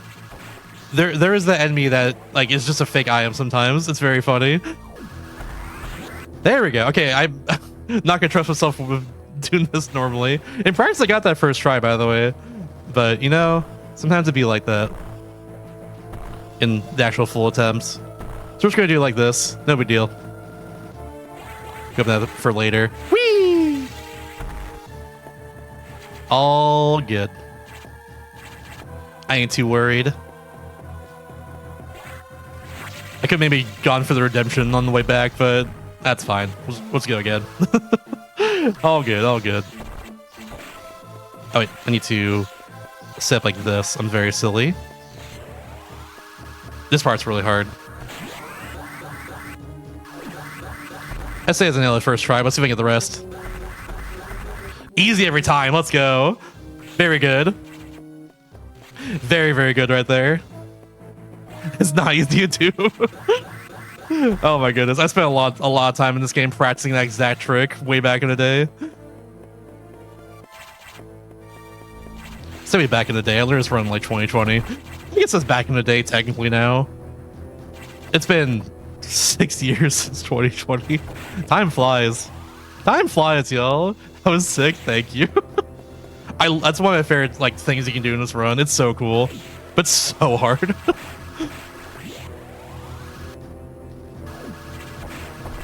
Hard shot right there. Speaking of things that are very cool, first off, big detour to get this one item right in the middle of space over here, back to the restricted area. I have to actually jump into this. What? I have to jump like right about now to get through a speed booster blocks.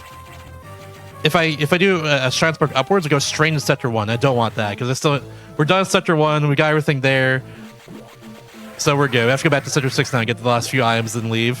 That's the idea here. But I can also do this speed booster here, this shrine spark here. Go a little bit, go over here like that, save a little bit of time and movement. There we go. Now we're going all the way back.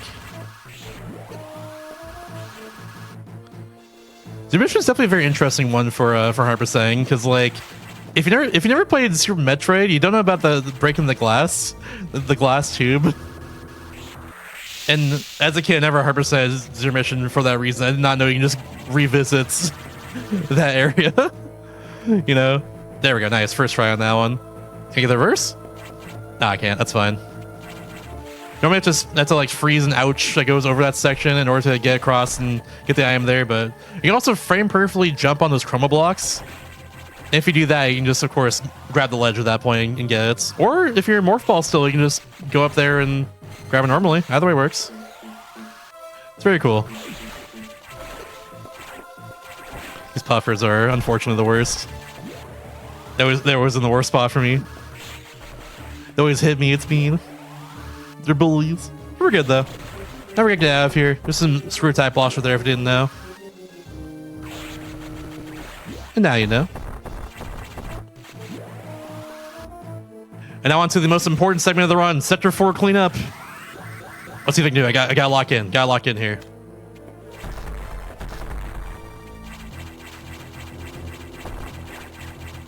And now it's Sector 4 cleanup. Let's freaking go. Yeah. Let's go. We did it earlier in our last visit, Sector 4. That was every item earlier. You just have to go from sector 4 to sector 2. Like that's the whole point of that. Now it's time for Crumble City, which honestly I'm just gonna do this real quickly just so y'all can see it. Yeah, this whole section is all crumble blocks. If I jump on them, if I land on them, then I just fall all the way down.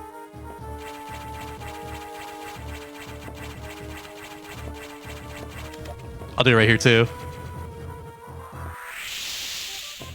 All crumbles.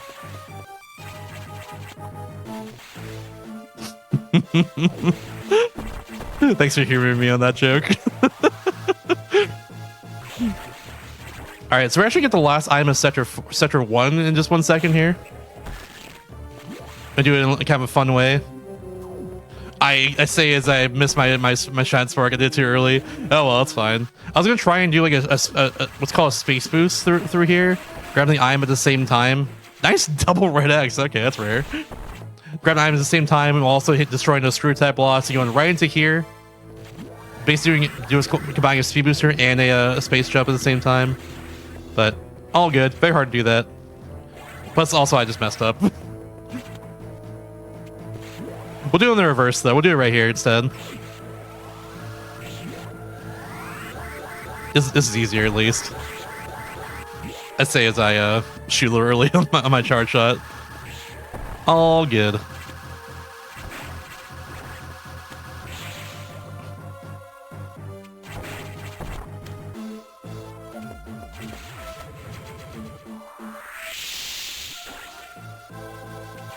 All right, they're back down to sector 2.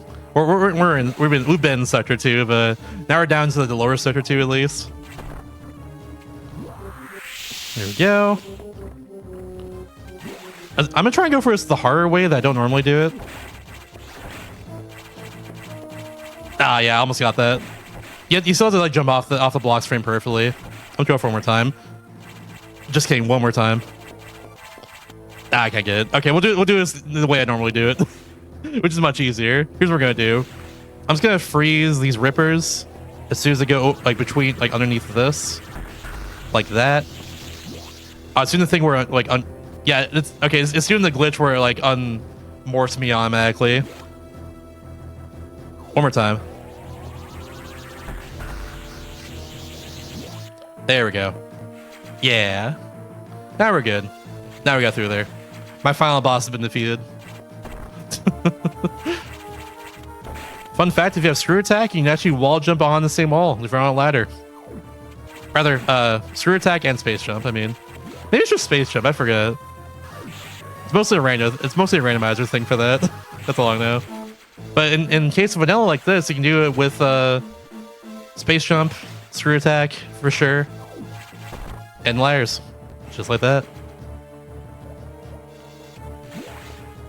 Think I jumped at the right time? I did. Nice, frame perfect.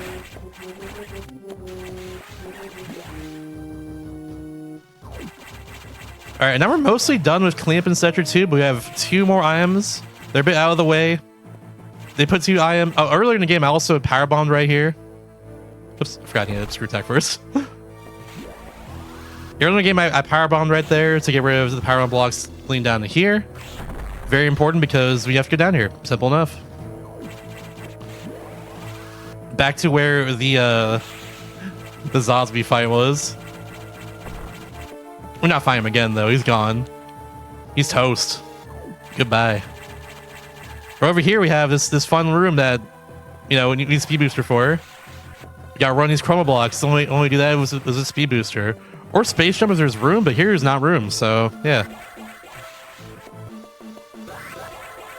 And you go slightly below the ceiling here so I can run again like that. Then frame perfectly I can store my shine spark, but I didn't get it right there. That's fine.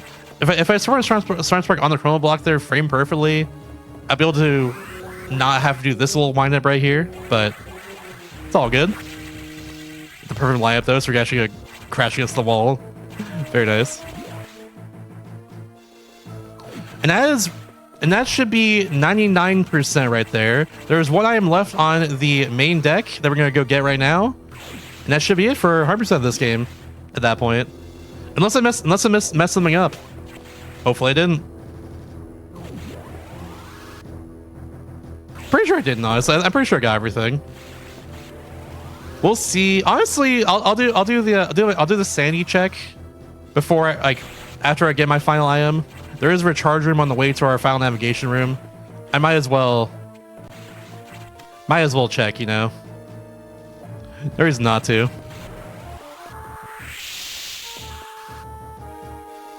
Especially in this case where, you know, it's kind of is the fill and run in the end. Definitely rusty to have a lot of time to de-rust in general. Might as well do a sanity check. It's all good. But I do have every E-tank and every missile tank. It's just a matter of if I have every power bomb tank, which I'm pretty sure I do. Earlier in the game, I did almost forget one of the items in Sector 1 at the very start of cleanup, but I got it. We're good now. Last one's right up here, right past this thing. I need to power on this.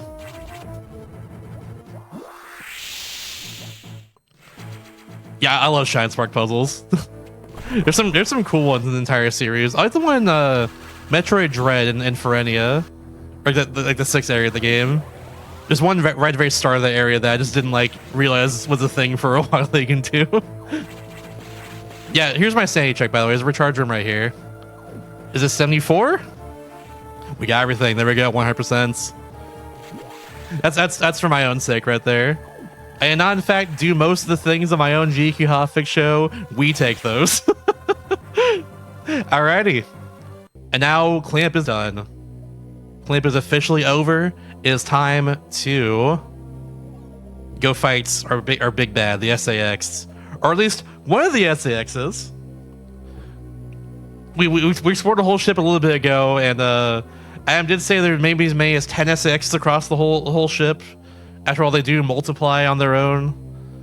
That is lore right there.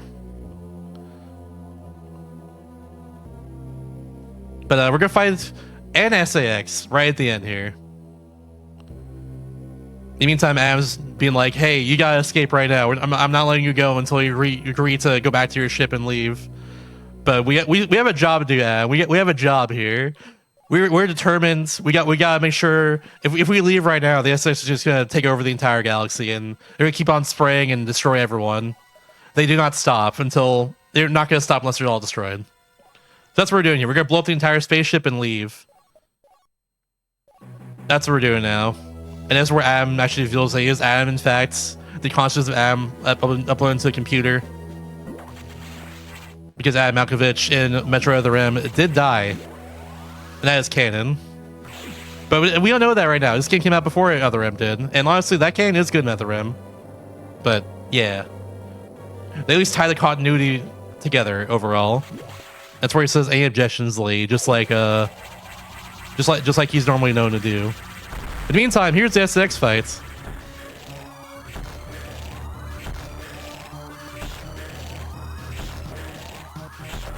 Nice. Phase 1 done. The beams shooting diagonally do more damage to SAX than shooting horizontally. There's phase 2 done. Very good.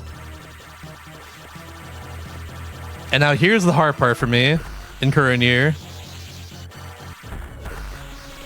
Oh, wait. I think I got at least one double missile right there. I got 2 of them. Yo, that's really hard to do. That was a really good fight. That was a really clean fight. Woo! Good stuff. Good stuff. Oh my goodness. Now we're gonna get out of here. We're gonna explode the entire ship and leave, destroying all the X-Parasites along with it. Good stuff. Oh my gosh, that was such a clean fight. I'm gonna say it again. Getting double missiles in the first place on the beam core X there is really hard. I can't believe I got that right now.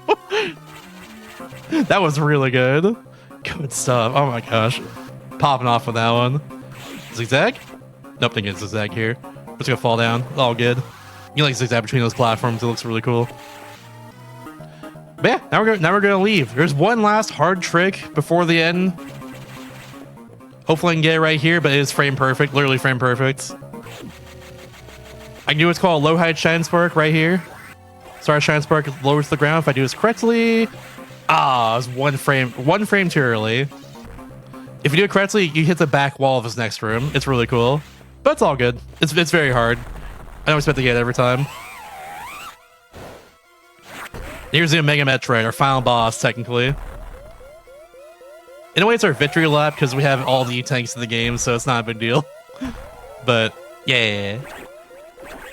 After this, we're gonna watch the credits too and see if and see where our final in-game time is. And did we truly get 100% as well? Which I'll speed through as much as I can.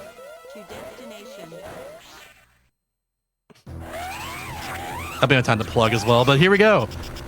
If I mash correctly in the right spots, they're dead. See ya. Doggy! Yeah. If you're really thinking about it, the Omega Metroid is just one giant dog. We all know this. We've all been thinking this. Yeah, time is very soon, so we just face forward in the ship right here. And time. GG. Now we escape, and now the whole space station blows up onto SR-388 down there, where Metroid 2 took place in the past.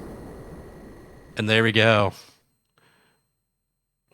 And then Metroid Dread happens after this. And Dread is freaking fantastic. It's so good. Yeah, I don't really want this game too often anymore. If you want to follow me on Twitch, I am trying to beat every Nintendo DS game ever made. That's the main thing right now. Occasionally I do speedruns these days. Used to be my main thing I do on my channel, but now I don't do speedruns as often. I do it for showcases like this or for marathons too. But yeah, if you want to follow me, you can do that for sure. Just expect a lot of random Nintendo DS games. We actually talked about Mega Man earlier. I will be playing Mega Man ZX later on, like pretty soon actually. I think like probably next week at this point. So yeah, if you want to see some cool Mega Man action, I've been looking forward to playing that game for a while because that is a Mega Man Metroidvania, and that's awesome. I've also learned there's not a whole lot of Metroidvanias in general on the DS. There's ZX Advent, there's Monster Tail. That game is a banger, honestly. Monster Tail is great. Play that game. There's like an Alice in Wonderland game based off the movie that's a Metroidvania for some reason. There's not a whole lot in general, but yeah. There's one of the very few for sure. Have you done all the things in FFTA 2? I have played Final Fantasy Tactics Advance 2. I love that game. I love Tactics Advance 2 so much. Every Tactics game is really good. I need to go through and play just like the original Tactics and Tactics Advance as well. They're all just really good from what I've heard. Tactics Advance 2 is no exception. That game is phenomenal. Incredible soundtrack to that one as well. Oh, yeah, the DS Vanias are great too. I've not played Portrait of Ruin yet, but I've played Orb of Ecclesia and Dawn of Sorrow. Orb of Ecclesia is one of my favorite games of all time now. I adore that game. That game is so good. One of my favorite games to play in general, and also like it's so much fun. The story of Shanoa as a protagonist is just such a great tragedy, especially for a relationship with Albus too. Like it's so good. Orb of Ecclesia, that was my first one I played, and I think I peaked at that game in terms of Castlevania. I'm not sure. Portrait of Ruin might give it a run for its money though. I've heard that one's also fantastic too. I'm looking forward to playing that immensely. Gosh. Yeah, also shouts to the Dominus collection on PC and like modern consoles and stuff like Switch. Absolutely fantastic collection of all the DS Castlevania games. They're all so good. It also gets rid of the touch controls in it gets rid of the touch controls in Dawn of Sorrow, which I think makes me even better personally, because they were not really a thing. Not really too good in Dawn of Sorrow, honestly. The game's good otherwise though. But yeah, I'm currently on game number 368 right now of DS Destruction out of about 1,700 games. Playing through Shin Megami Tensei Double Survivor, the first one. About 60 hours into it. I'll be hitting 60 hours next session I do of it. But yeah, that's enough about me. If you want to see more Metroid Fusion in general, follow the Twitch category. Follow some runners like JRP234, Monkey SMB. They run the game a lot. C-Sky W as well runs a lot of Metroid games. I think he's running Metroid 2 right now, actually. And there's also a Discord for Metroid Fusion if you're interested in running this game as well down the line. And plenty of tutorials made by both Curry Master back in the day and also Hercules Bench Press made a lot of them too. So go watch those for sure if you want to run this game. There we go, 100%. There we go. I have done all the things on my own show called Do All the Things. Let's go. That being said, though, after the break here, we're going to come back with Super Monkey Ball 2, Story Mode all levels, plus Master all levels with Helix, the showrunner for Parallel Universe, which is after my show is done. So stick around for that. You're going to want to watch that for sure. Helix is so good at Monkey Ball, and she's been running Monkey Ball 2 a lot, especially recently. So yeah, go watch. Stick around for that. But for now, I'll see you in a few minutes, actually. See you in a few minutes. Welcome back, everybody, to Do All the Things. GDQ Hotfix show all about 100% speedruns, completionist categories in general. I'm your host, Mr. Shasta. And right now we have another game released in 2002, funnily enough, Super Monkey Ball 2 for Nintendo GameCube. And we got our other showrunner here tonight, Helix, who runs Parallel Universe, which is happening right after this. Do Super Monkey Ball 2 Story Mode all levels, plus Master all levels right afterwards too. Nice little bonus run for y'all. So hello Helix, how are you tonight? How's it going?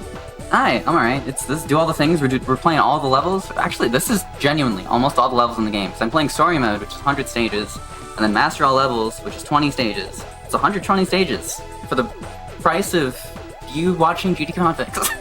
Heck yeah! The price of free. I am joined by former Story Mode world record holder Peter Zink. Hi, Peter. Hello, my name is Peter. I'm from Do All the Peters. My name is old Super Monkey Ball speedrunner, but not anymore. Yes, good. Thank you. I don't know. I'm hanging out. We're playing Monkey. Yeah. We're not taking it too seriously. I'm playing Story Mode. That has been mentioned a couple times. Story Mode is different from Challenge Mode. You might be familiar with Challenge Mode, Super Monkey Ball, with like the live system and everything. We're not doing any of that. I mean, we are, but we're doing that later. That's Master. Story Mode does not have lives. We don't have to worry about any of that. Very like marathon safe category. We're just playing all the levels, having a good time. So I will enter a file name. We'll just call it Hotfix if I could type. Fun fact: there's no lowercase w on this name entry. Oh gosh, you'll see a lowercase t and you'll see another lowercase t. There is no lowercase w. It's true. Look, it's not there. You're right. Yeah, how'd they do that? Thank goodness Hotfix doesn't have a w in it. Yeah. Hotfix. Dodge a bullet with that one. Jeez. That's whoever came up with the name. I don't think there's anything else that's like super important to explain. Yeah, we'll just start whenever. So on go. 3, 2, 1, go. We're gonna skip a cutscene. We don't care about those because we're speedrunning. The cutscenes are hilarious in this game, though. Highly recommend watching them. They're really good. They're a trip. You'll see me boost a lot. That is to say that I am using the diagonals to accelerate on my GameCube controller. This is because this game pulls inputs in a square, so diagonals are the strongest input. Funny how that works. So yeah, accelerating with diagonals is called boosting. You'll see me sort of ramping up the walls here to get some airtime, less friction. That's called wall boosting. Very creative name, I know. So that's kind of the gist of movement in this game. You'll see me menu a lot every time I enter a stage. I'm retrying to skip the intro animation, and every time I complete the goal, okay, bounced off the party ball there. Every time I enter the goal, I am stage selecting to get out of the stage as quickly as possible and skip the like post-goal replays and all that stuff. This is our first instance of switches. I might call them buttons. You press them and the stage does stuff. Like reveal this green goal. That is our first differently colored goal. They don't really matter in story mode. In challenge mode, they skip stages, which we won't be doing in Master, by the way. But for story mode purposes, we only go in them when they are faster than the regular goal, which on switches, the green goal is faster. Yeah, that's pretty much the titular, all the things that we're supposed to be doing this time around. No skipping levels. Someone in the chat asked if this is a glitchless run. The counterpart to this run would be a glitched run, where we would use a glitch to skip about 2 stages per world in story mode. Not intended, but today we are playing all levels, which means we will be playing the 100 story mode levels as intended. Because this is a glitchless run, yeah. Monkey Ball is notoriously very stable and not very glitch heavy. Most of the glitches that happen in Monkey Ball games are out of level, like they're related to menus. A lot better speed. There we go. Nice. Which allow you to skip stages, but not this time. Yeah, it's the kind of menu fun in this distinction. game can be kind of broken. What were you saying? I was gonna say that's kind of fun distinction between like 8% all levels for some games, because 8% usually is like how you beat a game, but sometimes there's just like a little skip like that. Oh, I almost saved it. Whoa. I got this really strange, like, directly upwards bounce when I was trying to scoop in this part of the stage. I don't know what that was. I was gonna about. say, yeah, that must have been an awesome bit of awesome corner seam triangularization. Alright, You can blame one of those That things. same level exists in touch and roll, by the way. And it's so much harder in touch and roll to do that. oh, that's true. I'm gonna do my first pause strat here. I believe this is the frame. Nope, maybe not. Maybe it wasn't. Oh. Alright, whatever. It's fine. Don't worry about it. There's a much bigger pause strat coming up. Yeah, that was getting another use system for bridge. the I'll ultimate pause strat. Yes, I'll explain this after. For now, I just want to show what happens here. What the peak Yeah, this is pretty pause much strats look like. one of those levels where the best thing you can do is to try your absolute hardest while also not trying too hard, or else you might get nervous. So like a mix of the two. You know those strats? They're like at about that level of difficulty. Oh, yeah. And I never know like how much I'm supposed to talk during that. During It was the like perfect that amount, I guess. You Like, I made feel me like laugh completely partway through, silent. and I was like, oh no, and then I hit it anyway. And I always do that too. I start saying really stupid stuff because I don't know what to say because it's so hard. But yeah, that strat is awesome. Amazing history behind that strat. Back when pausing was first being like explored and like was taking over story mode, which is a lot of long levels that benefit from multi-frame perfect inputs. Curve Bridge was actually invented as a sort of like Okay. satire, parody of pause strats because it was so many frames that people assumed it would never actually be used or save time, and everyone worked together to make it really fast and consistent actually if you practice, so it ends up being a really huge time save strat. But the history is kind of funny that way. It's also just completely ridiculous. 7-frame pause strat. To explain pause strats, which I'm about to do another one here on Coaster, this game is deterministic. You might not believe it while you're playing it, but it is deterministic.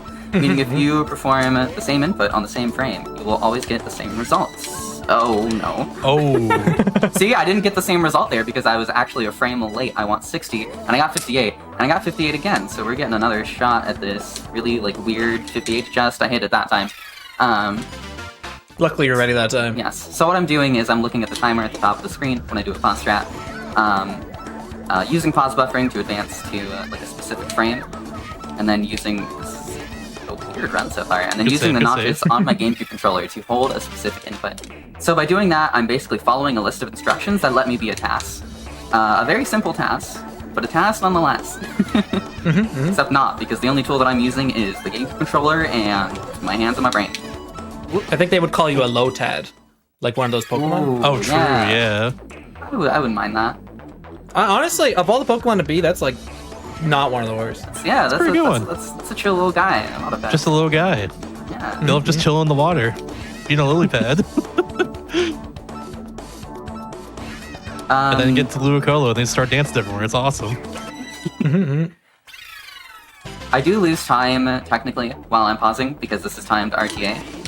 So you know when you're in the pause menu, game's not advancing, so you're losing time technically. But the strats that this allows us to do are save so much time that it more than makes up for it almost every instance.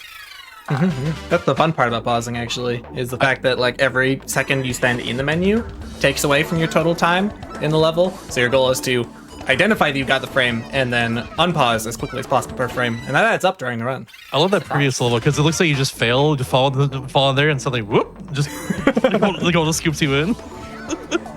So good.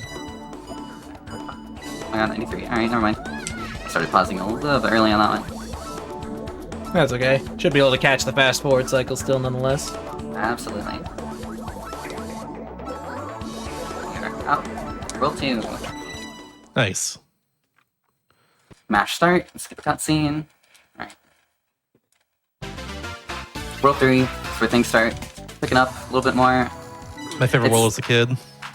This is a fun one. I mean, they're all fun. It's hard to find a world that I dislike, honestly. Agreed. Yeah, no. Game's fun. They're all really great. It's just a great game. Some are One of saying the best things about speedrunning Monkey Ball 2 is like the stages that are the worst casually end up being fun too. Everything just kind of gets equalized in the world of speedrunning. Like World 10 is a common, like, least favorite world among casuals because of its it has a more above average amount of mazes, long mazes. But the speedrun strats skip like pretty much every bit of mazery that you have to do, and they end up being really flashy because of it. So yeah, that's a good teaser for World 10. World 10 is absolutely ridiculous on this run. It's like the biggest contrast between how a casual might play a world and how we end up playing it. This is also actually a really good contrast between how a casual would play the stage and how we play it. Check this out.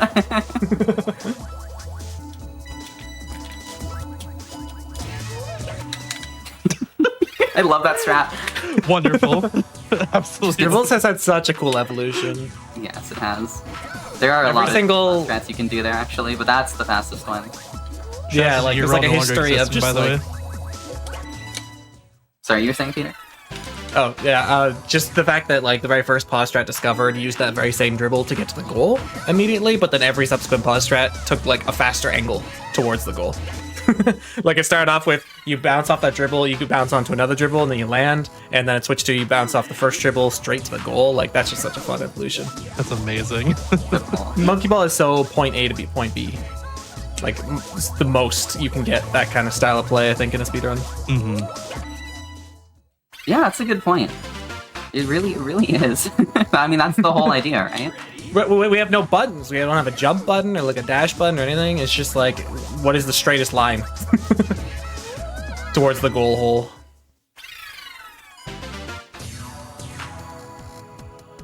Also, another really good timing on commentary here with this being a really good example of a straight line from point A to point B. No kidding.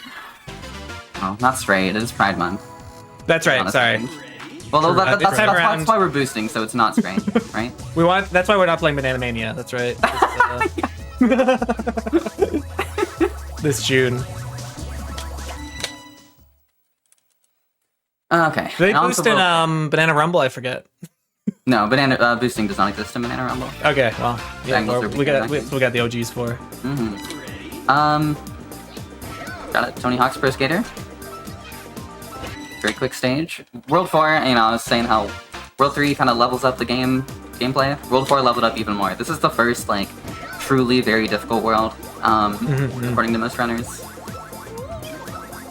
Yeah, World 4 is the gatekeeper of serious PB attempts for sure. Absolutely. You put in a decent amount of effort to get a good World 3 exit, and then World 4 has, like, several stages where if you're just not on your A+ game, you can completely die. And dying is like the biggest time loss you can take in Monkey Ball because it means a full restart level, about 8 seconds on average. Also with the strats that I'm doing, my strat play, World 4 has the hardest strats that show up, like the most difficult strats start to show up at World 4, I guess is what I'm trying to say. This is true. The legendary nice. Couple, like the gauntlet that happened in the second half, are approaching rapidly, and it's gonna get... I'm not gonna say it's gonna get dangerous, but you may want to hold on to your seatbelts. Hold on. Not this stage, though. Yeah, I say that as she starts drinking on stream. Yeah, I was gonna say, we just took a drink right there before level. Hold on. This one, though. This one is where it's... Hold on to your hats. This runner's about to walk forward.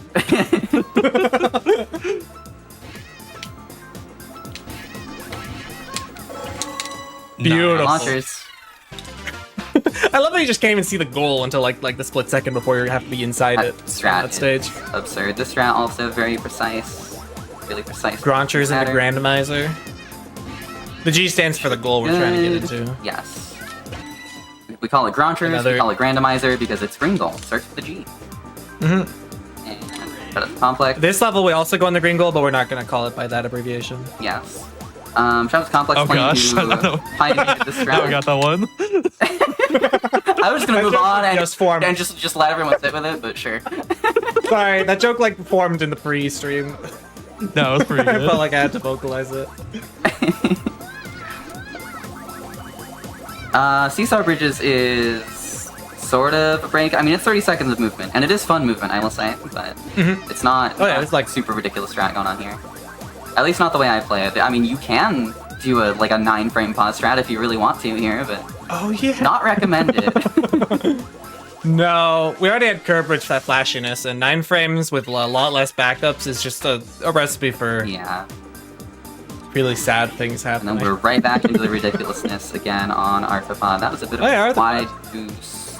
An infamous stage in casual. Whoa, okay. Oh. Kind of a line drive directly into the block there. That, I think, happened because I boosted a little bit too wide. Yeah, that one's a bit more controllable. Nice. That was nice. I forgot to do load minute, but whatever. There's, I mean, you'll notice or I may have already said, there's a cutscene after every world, and it loads weird. This game loads. This game's cutscene loading does not make any sense. It like another pause right here, by the way, to skip wormhole. We're gonna just jump up to the top. The game loads cutscenes as you're playing the last stage in a world, but for some reason it seems to like restart the loading of the cutscene when you retry, which is really kind of annoying. And so on certain stages, if they're not long enough to have the full cutscene loaded by the time we finish, we don't retry intentionally. We will just hold A into that stage to give the cutscene a bit more time to load, so we don't have to wait for a loading screen. And I forgot to do it on Arthropod. Didn't end up mattering because I had to retry anyway, so I would have been punished with the longer load regardless. But hopefully I will remember to do that on some future stages, and you'll see it. It's not necessary in every world, which is why I haven't brought it up until now. But on some of the shorter final stages, it is necessary. That load manip is like especially funny. Historically, it's one of those examples of like non-linear progression in a speedrun, where the only reason we had to invent a specific strat for loading certain levels faster is because we were creating the extra problem of way too fast load times by the retrying, which isn't even like dev intended. You're not supposed to be like retrying before every single stage. Shout out to that. We went faster by retrying before every stage, but then we had to go back and go slower on some stages because we were loading it too fast. Yeah, that's funny. Which is like back and forth. Shout out to that strat I did on beat screen, by the way, with some really precise. I made it look really easy, but it's very with difficult. some really precise like positioning and timing. You can hit the button that pauses the stage on a specific frame. I didn't even do a pause strat for it. I just hit that pauseless. Pause it in an exact spot to be able to bounce off of it and go to the goal super quickly. So. Yeah, didn't use a pause button on your controller, but you did use the pause switch in the level. It's true. Sort of a complicated topic, discussing what are the rules in pauseless. Luckily, we're not running that today. Yeah. If you don't like pause strats, because it is a different skill, then there are pauseless categories. You can check those out, you play those as well. Still tons of fun. Yeah, no matter what, you're winning when you're playing Monkey Ball, so It's true. True. can't go wrong. All 3 people on the call would agree. Mm-mm. 3 out of 3 dentists, I mean speedrunners, agree. Now we just need a dentist. And I forgot to do load minute again, whatever. It's okay, just don't play this level really fast. Try to be bad. I mean, I got a You're not bunch listening. of Oh, you're too swords. I got like 4 or Now 5 we have to look at what a swords in a row. slow load looks like for. Yeah, look look at at that. Wow. Epic Only white screen. now can I skip the cutscene. You know what? That was actually really educational of you to provide a point of reference for the viewer You're welcome. on what would be happening if we weren't doing that load manip we were talking about earlier. Oh, I should talk about Zorps, by the way. Collision in this game is not the most consistent thing in the world. It is deterministic, but it is not consistent. It's subject to what I like to call human input RNG. Because as much as I joked about being a TAS earlier, none of us are a TAS, unfortunately, unless someone's hiding something that I don't know about. I'm a TAS. Don't tell anyone. I believe it. Getting completely distracted from my point. Oh, Mr. Tasta. Trio. Ooh, yes. What's the backup frame here? 68, I believe? Hang on. I need to... Hold on, wait. Savable? Savable? This is Savable? actually maybe an Savable? epic backup. I'm a legend! That's what we like to see. That is not what I meant to do. That was a couple more rungs of opera than we were supposed to see. Oh, yeah. And now aim for the fish. What I am saying is that if I roll over like a ledge or a bump or a piece of collision that looks like I should get popped up and I don't get popped up at all, I just glide over it, that's what's known as a Zor. I gotta go for first wire tears. I gotta try. We gotta do it. It's a marathon tradition. Almost. That got... That looked so good, too. Yeah, I mean, I got farther than I thought. We're gonna do second wire now. Amazing restraint, not going for that after seeing such an attempt that looks so good. We are... I tried that twice. Okay, keep doing second wire till I get it, though. There we go. Second wire, this is the Nice. fastest, like, actual standard orthodox. Yeah, thing. first wire tiers is extremely difficult. Second wire tiers Just is for also show. pretty hard. But it's at least like something you can be reasonably consistent at with practice. It's kind of awesome that they gave that wire as an option to kids when they got this game, you know, for the first time in 2002. Ridiculous. I don't know how you can do that. Like as a kid, I played this game. I had no idea it was even possible. It's When I one put of it the in most as a It's joke. difficult actually things. awesome. Yeah. It's like when you're a kid, you're just like, wow, I didn't know they were allowed to make impossible things in video games. That's so Yeah. cool. Like my horizons have been broadened. speaking of broadening your horizons, the stage after this is also heinous, but for a different reason. All of these switches, this I one. believe only 4 of them. I didn't know they could make stages that are this illegally designed. It's horrible. Only like 4 of these switches make the goal pop up. Thankfully, it is the same ones every time. So we just know and we can just go hit them. But like, if you're a new player playing this game, you have no idea which switch is the right one. There's a whole Just video on saying, this stage Sega. on YouTube, by the way. It's fantastic. Just want to put that out. I heard about that recently. I gotta check that out. Put my watch later. They Everyone actually, complaining about Switch Inferno is a friend of mine. the person who made that video actually talked to the speedrun community and asked for some like tidbits about the stage.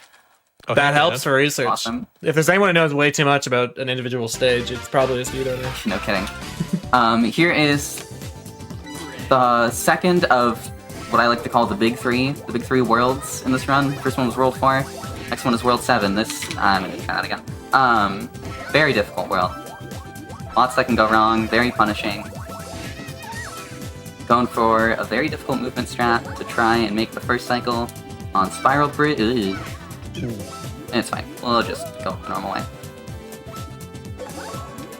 I saw the video. Very, though. very tough movement strat. Your movement has to be nearly perfect in order to even make that cycle, so.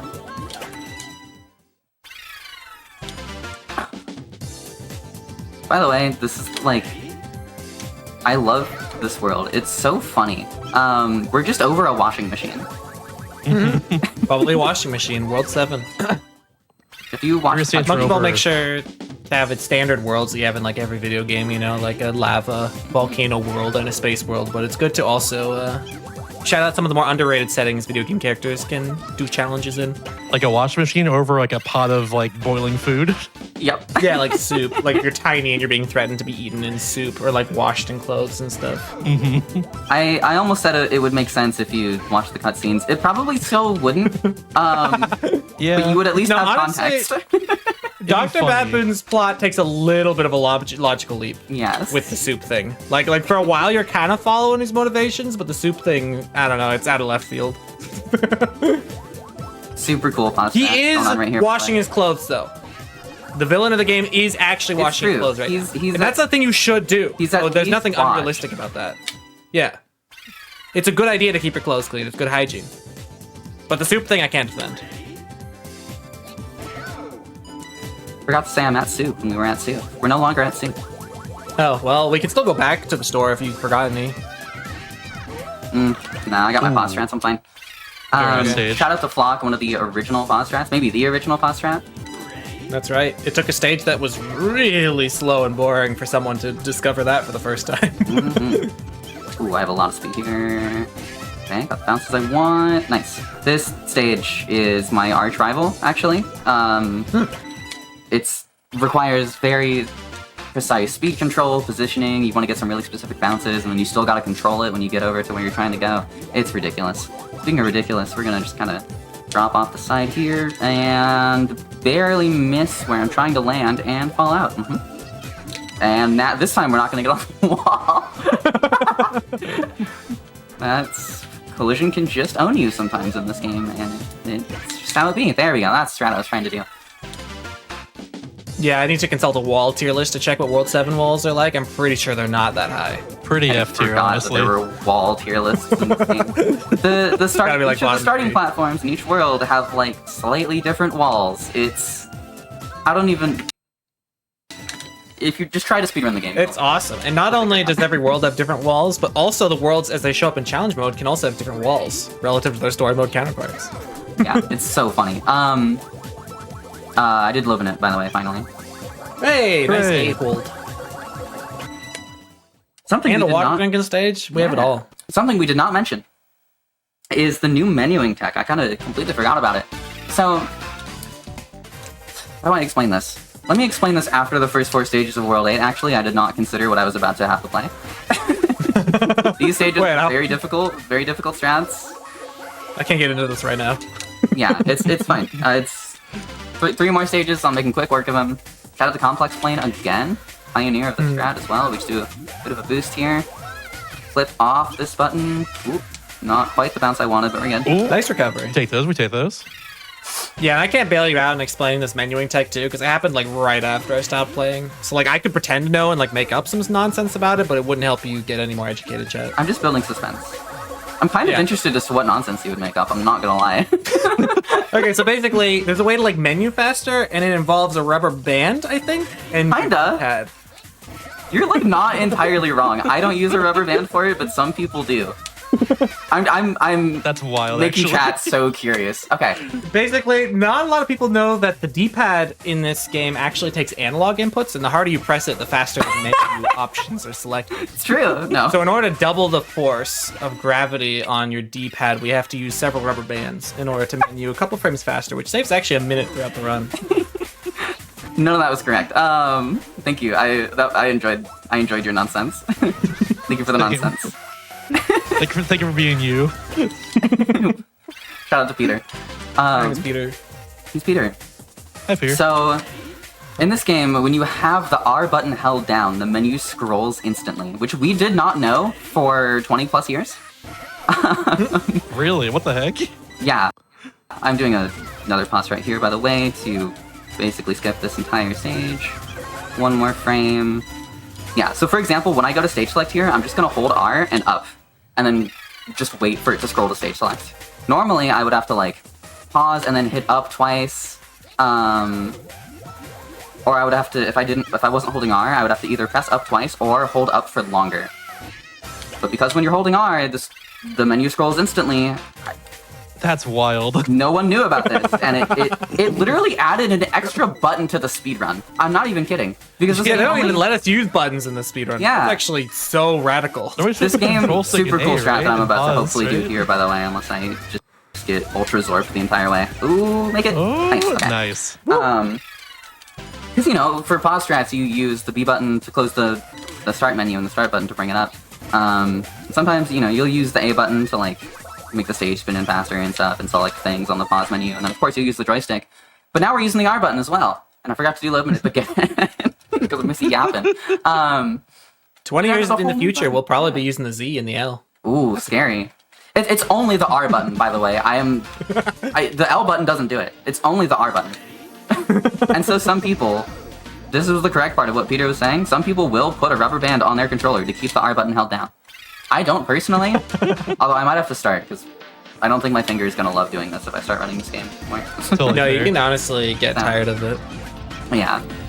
I want to say like Banjo-Kazooie runners do the exact same thing. I think running is on L or something. It's wild. It reminds me of how like Deltarune runners would put like a rock on their keyboard to keep control held down for like text mashing. Sorry, all this conversation of pressing like L and R just made me think of Monkey Bow, and I got a little bit nauseous. Oh, ooh. Not even remotely relevant, but like just my brain went on a tangent there, and I think I don't know if I can continue like this. We gotta talk about something. We don't else. talk about Monkey Boat. We're gonna talk about Banjo-Kazooie runners do the exact same thing. I think running's on L or something. Skips coming up. It's wild. And Guillotine, which is an even cooler skip coming up right after that. Ah, another classic. One of the first 3-frame pause strats ever invented. And boy, does it look swag. Bounce off this, get directly into the party ball, and have to do it again. If you haven't gathered yet, the party ball is evil and will block you, just like Prime Dikembe Mutombo. you know. That is what the party ball's like sometimes. Who's the best like goalkeeper in soccer? You could make a comparison to that too. Anyway, 3-frame pause strat here on Guillotine. I believe, yeah. And then you get smacked by it and go in the goal. So, it's such a cool strat. I can't believe Yeah, no, that it just lines up whapped. that well. Yeah. Amazingly enough, that's not even the only set that'll get you there. Like, that looks precise what's happening, but that's actually a faster and more consistent set that was discovered relatively recent in history. But not that recently. Play this. I'm old and washed up. My wash good. Wash like Dr. Badman. Yeah, my clothes are clean, I smell kind of good, but there's a bunch of monkeys inside my shirt and they're tickling me. I don't know, it happened in the cutscene. That's not a joke, by the way. Well, I mean, it's a joke, but it's true. It does happen in the cutscene. It's cool though. Now the story went back on the rails, by the way. By this point, we're back to normal evil scientist stuff. He's Yeah, just going to space to we're fire a in super now. laser at like the planet. Yeah, and make all the bananas taste like curry? Never mind. Yeah, the maybe super laser is to not. make the bananas taste in a different way than they normally taste. Curry's I actually kind delicious, of like though. curry. I was gonna say I don't think everyone would hate that actually. I'd be fine with that. Banana curry I sounds remember delicious throwing too. it again. Yeah. That just goes to show none of us are super monkeys or even monkeys at all. So That is it's the true. That difference is between true. us And before we know characters it, in this video game. we're in World 10. There's Hi, just welcome to World 10. 10 stages remaining in this run, and some of them are by far the longest stages on the run, or rather, they would be if I didn't have fast traps. Oh yeah, I was hyping this up earlier, and I'm gonna keep hyping it up now. Actually, these stages are kind of awesome. This stage is one of the longest in the run ever, by the way. Yeah, this takes like One point out, the 45 stage is seconds like normally. It's ridiculous. mega long, but through the power of cheating, we can get to the top really fast. I love how fast the stage is compared to casual, where you're basically going up against the timer the whole time. I just saved like 20 plus seconds doing that fast trap, by the way. Maybe 25. Even if you're the slowest pauser in the universe, you'll probably end up saving time if you do that on that stage. Couple stages that are not huge and require pause traps, thankfully. Get a little bit of a break. I don't really, Start pausing again. I don't really know what the gimmick is. Is that like it's long? Is that the gimmick? I think it's because Like a you have to long like hit the button that like makes the thing go down, and I guess Oh, so there's like a button on that stage. I guess that's kind of a cool gimmick.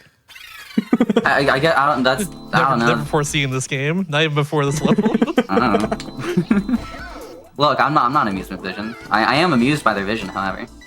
Oh, Couldn't agree more.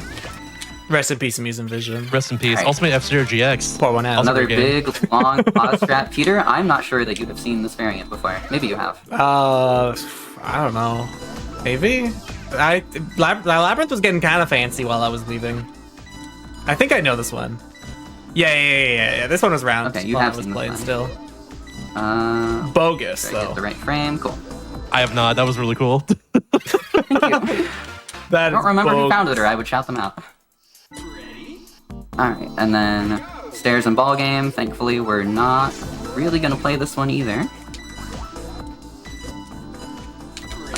Missed frame. Try again. It is difficult to pause buffer exactly, you know? Sometimes you want to advance by only 1 frame, and you'll advance by 2, or the opposite will happen, and you'll just completely unpause. Then you get to advance by like 41. 30 frames. It's pretty exciting. Yeah. Most windows are not that lenient.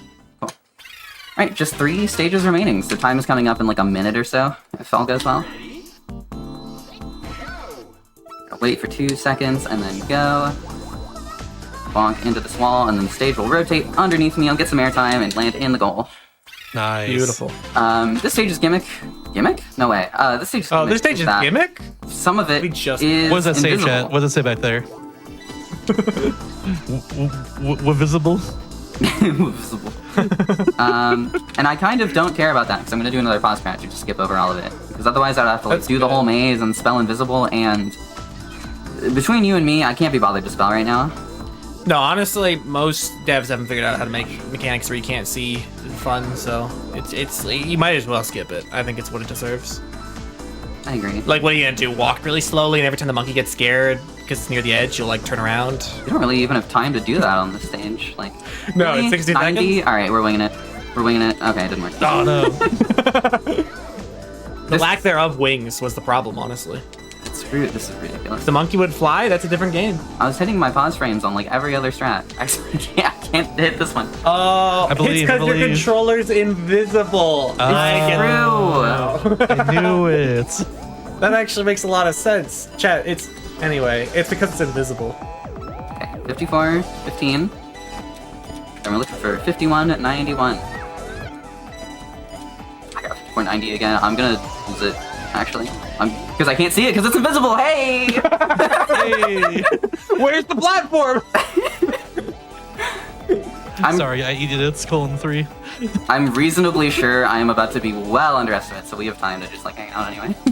Yeah, You've I been mean, killing it. It's I all enjoy good. it. There we Looking go. at this That's stage the and frame. yelling That's a the little clip I bit. want. And enter the goal. Nice. Okay. Fine. Oh, That's what can happen on these pause strats sometimes, though. You just get into a loop of missing your frame over and over. Yeah. Another super cool strat to end the run. Time is coming up whenever I enter the goal. Ooh, Oh, I entered yeah, it a little bit too far to the left, made it kind of uncontrollable. Oh yeah, this is the stage about the created by the developers. And And that's a death. That's gonna be one of the deaths of the round. I am reasonably sure that our producer is going to do an instant replay on that, and I don't blame him. Time.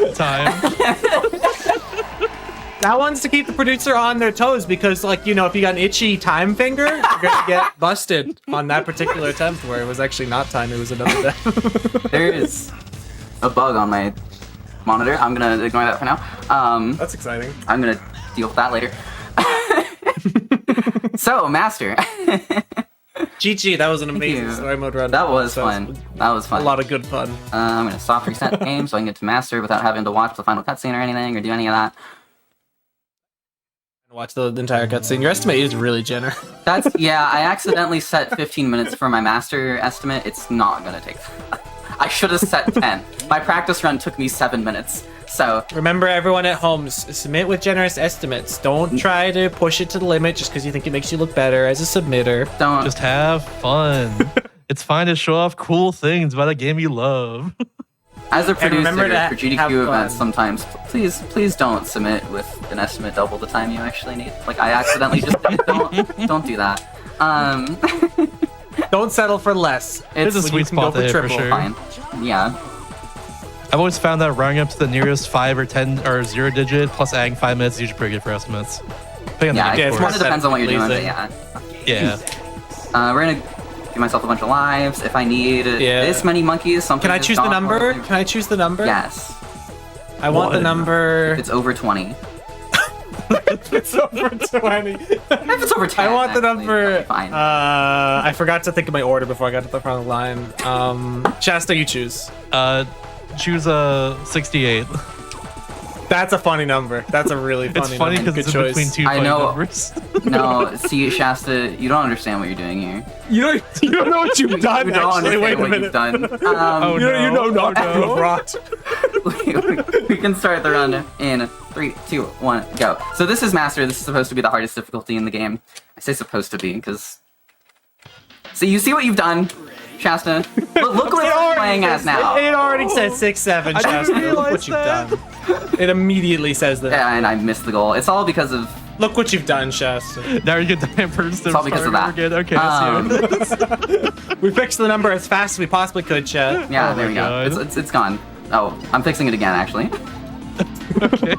I could just do the pause right here, but I don't want The to. number 65 is actually the one I was gonna pick if I could choose, so Oh, good. we're like good. right where we need to be now. Yeah, see this time I'll actually get it. Yeah. See? So we can There say- you go. There we go. So, Master, supposed to be the hardest difficulty in the game. It's only 10 stages. If you beat them with continue, you get 10 more, so really it's 20. And I am not taking any of the warp goals, so we're playing all of the stages. There are differently colored goals, if you didn't hear the explanation in the story mode. Differently colored goals that can skip stages if you reach them, but we're not going to be going into any of them, except there is a possibility that I go into one by accident. So That'd be hopefully that awesome. doesn't happen. Do not do What- most what? of the things. That's what the estimate's for. True! Oh, you're There right. we go. Yeah, you're right. Okay, We can take super- a little 7-minute time loss. Super cool pause right here on Passage. 26 goes to 66, which goes to 06. Wait, I haven't seen this before. What's happening? What the What hey? the heck? You're not allowed to go on that layer of the stage. That's so cool. That's an illegal layer. I love that pause strat, it's so cool. That's not an Fantastic. accessible part of the stage. You can't stand It there. is now. Pause strats are awesome in this game. You're right. We're supposed to take like 2 cycles on the stage, Notch, but I'm not gonna do that. We're just gonna do it in 1. It's fine, don't worry about it. Easy every time. That stage actually is quite difficult if you do it the intended way. So is cylinders that I kind of glossed over earlier. But it turns out when you speedrun and when you find consistent setups for stages and you find skips, the game gets easier. Who knew? Sometimes, yeah. Sometimes it gets way harder. That's true. The strat hunters are mean, and they invented curved bridge frames. Yeah. It's okay, I hit those first try today. I'm not worried about it. You did, actually. It's easy for me. That's what they've been saying. Not true. I had to do a lot of They're practice not saying to get anymore. decent at those. It does take practice. This game's awesome. Did you know it's actually really easy to get into this speed game? There's so many resources. A whole tutorial spreadsheet of strats for every single skill level is available at your disposal if you want to learn in this game. Yeah, for story mode specifically. But yes, highly recommend. That's a great category to get into. You don't have to worry about lives or anything. There are plenty of tutorials available. If it sounds like a good time to you, give it a shot. Where do people find that resource? Probably just by going to speedrun.com/supermonkeyball2. Yeah, speedrun.com has all the Yeah. resources and the Discord, and there's lots of friendly people who will guide you any further you need to go. Like me and Peter. I'd love And I that missed too. the conference. I'm there sometimes even, yeah. 64? Like the Nintendo 64? No way. Ayo, I like that thing. Yeah, it's a pretty cool console. But it didn't have Super Monkey Ball. Ooh, true. Kind of cringe. Unfortunate. So that's the base 10 stages of Master, and because I did it without completing a continue, without using a continue, there we go, that's the phrasing. I get to move on to the extra stages, which are another 10 stages. There are lots of warp goals in this one, and we're not going to be taking any of them. Thank goodness we gave you 68 lives, or else you might not have completed without. I needed all of them. I don't know why I said at least 20, I really did not. It could have been, like, least 20. we could have been at like 5, it would have been kind of close, but I would have been fine. Yeah, but what about the nerve impact? The number 5 is really scary. They say that 5, 8, 7? Okay. Nice. Nice. Awkward silence that followed that, where none of us knew what to say. None of us knew how to yes and the bit. No, sometimes I say a sentence where I'm hoping that everyone says nothing in response to it. It's funny, Welcome we're all back. laughing. Oh, I can't be laughing actually, really hard strat. This is very awkward goal entry. Yeah, this isn't actually a joke. And I didn't nail it. Oh, well. See? Ain't no joke. This stage is actually quite ridiculous. There's a really cool strat for the red goal, but I can't use it. Not only is this stage ridiculous, but the character you're playing as has barely been born. So imagine how that Well, that's impacts your true. ability to complete the stage. He's a literal baby and we're throwing him around. Oh, he's happy about it. Fine. Don't worry about it. I am actually using baby just because he is the smallest model, so I can see a little bit better. I couldn't do that Yeah, in if you play because the I'm forced baby into playing II, character, so the game's easier when you play as the baby character. in a way. That was actually really cool. That was a good sliced cheese. I like the part where he got sliced. Yeah. Speaking of really cool strats, this one's awesome. Just a little pause frame for safety here, and we're gonna bounce a bunch. We're not playing this there's 8 as stuff. intended at all. Oop, Cheating. bonk. You get the idea. I'll do it again. One more for the road. You have to like air boost a little bit. Oh my we didn't even gosh. explain air movement. Yeah. That was a hot strat. Sheesh. So cool. We didn't even explain. Yeah, there is air movement in Yeah. this game. It's too late though. Wait, there's one more air stage. You can still There explain it. is sort of one more air stage. I am doing a flat strat on it. That's fair. It's called Helix. 13 underscore. No way. And I missed my frame. Alright, well, it gives me time to explain. So, I told you about boosting, how diagonals are the strongest input and such. When you use them in the air, because you affect the force of... You do not control the ball with stage, you actually control the tilt of gravity in this game. So when you use diagonals in the air, you fall actually slightly slower. And when you're... Oh, Whoa! Okay. That would have been awesome. and when you're, when you're using like neutral, the weakest input, you're falling a little bit faster. So that has some implications for air movement. Really? Are we? Oh! What? It would be your What typical Fallout plane did I okay. even? Okay. That's new. Ooh, I can say the thing. Are you ready? Yes. That's never happened before. It really hasn't.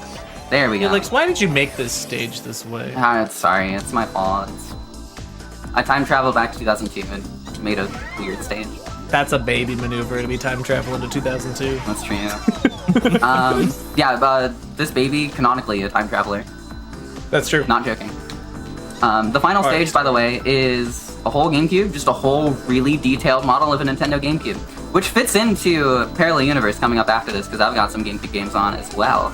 Ooh, tell us about it. Some GameCube Sega games. But before I tell you about it, we have to get ready on time. That's true. There's one more turn of this GameCube.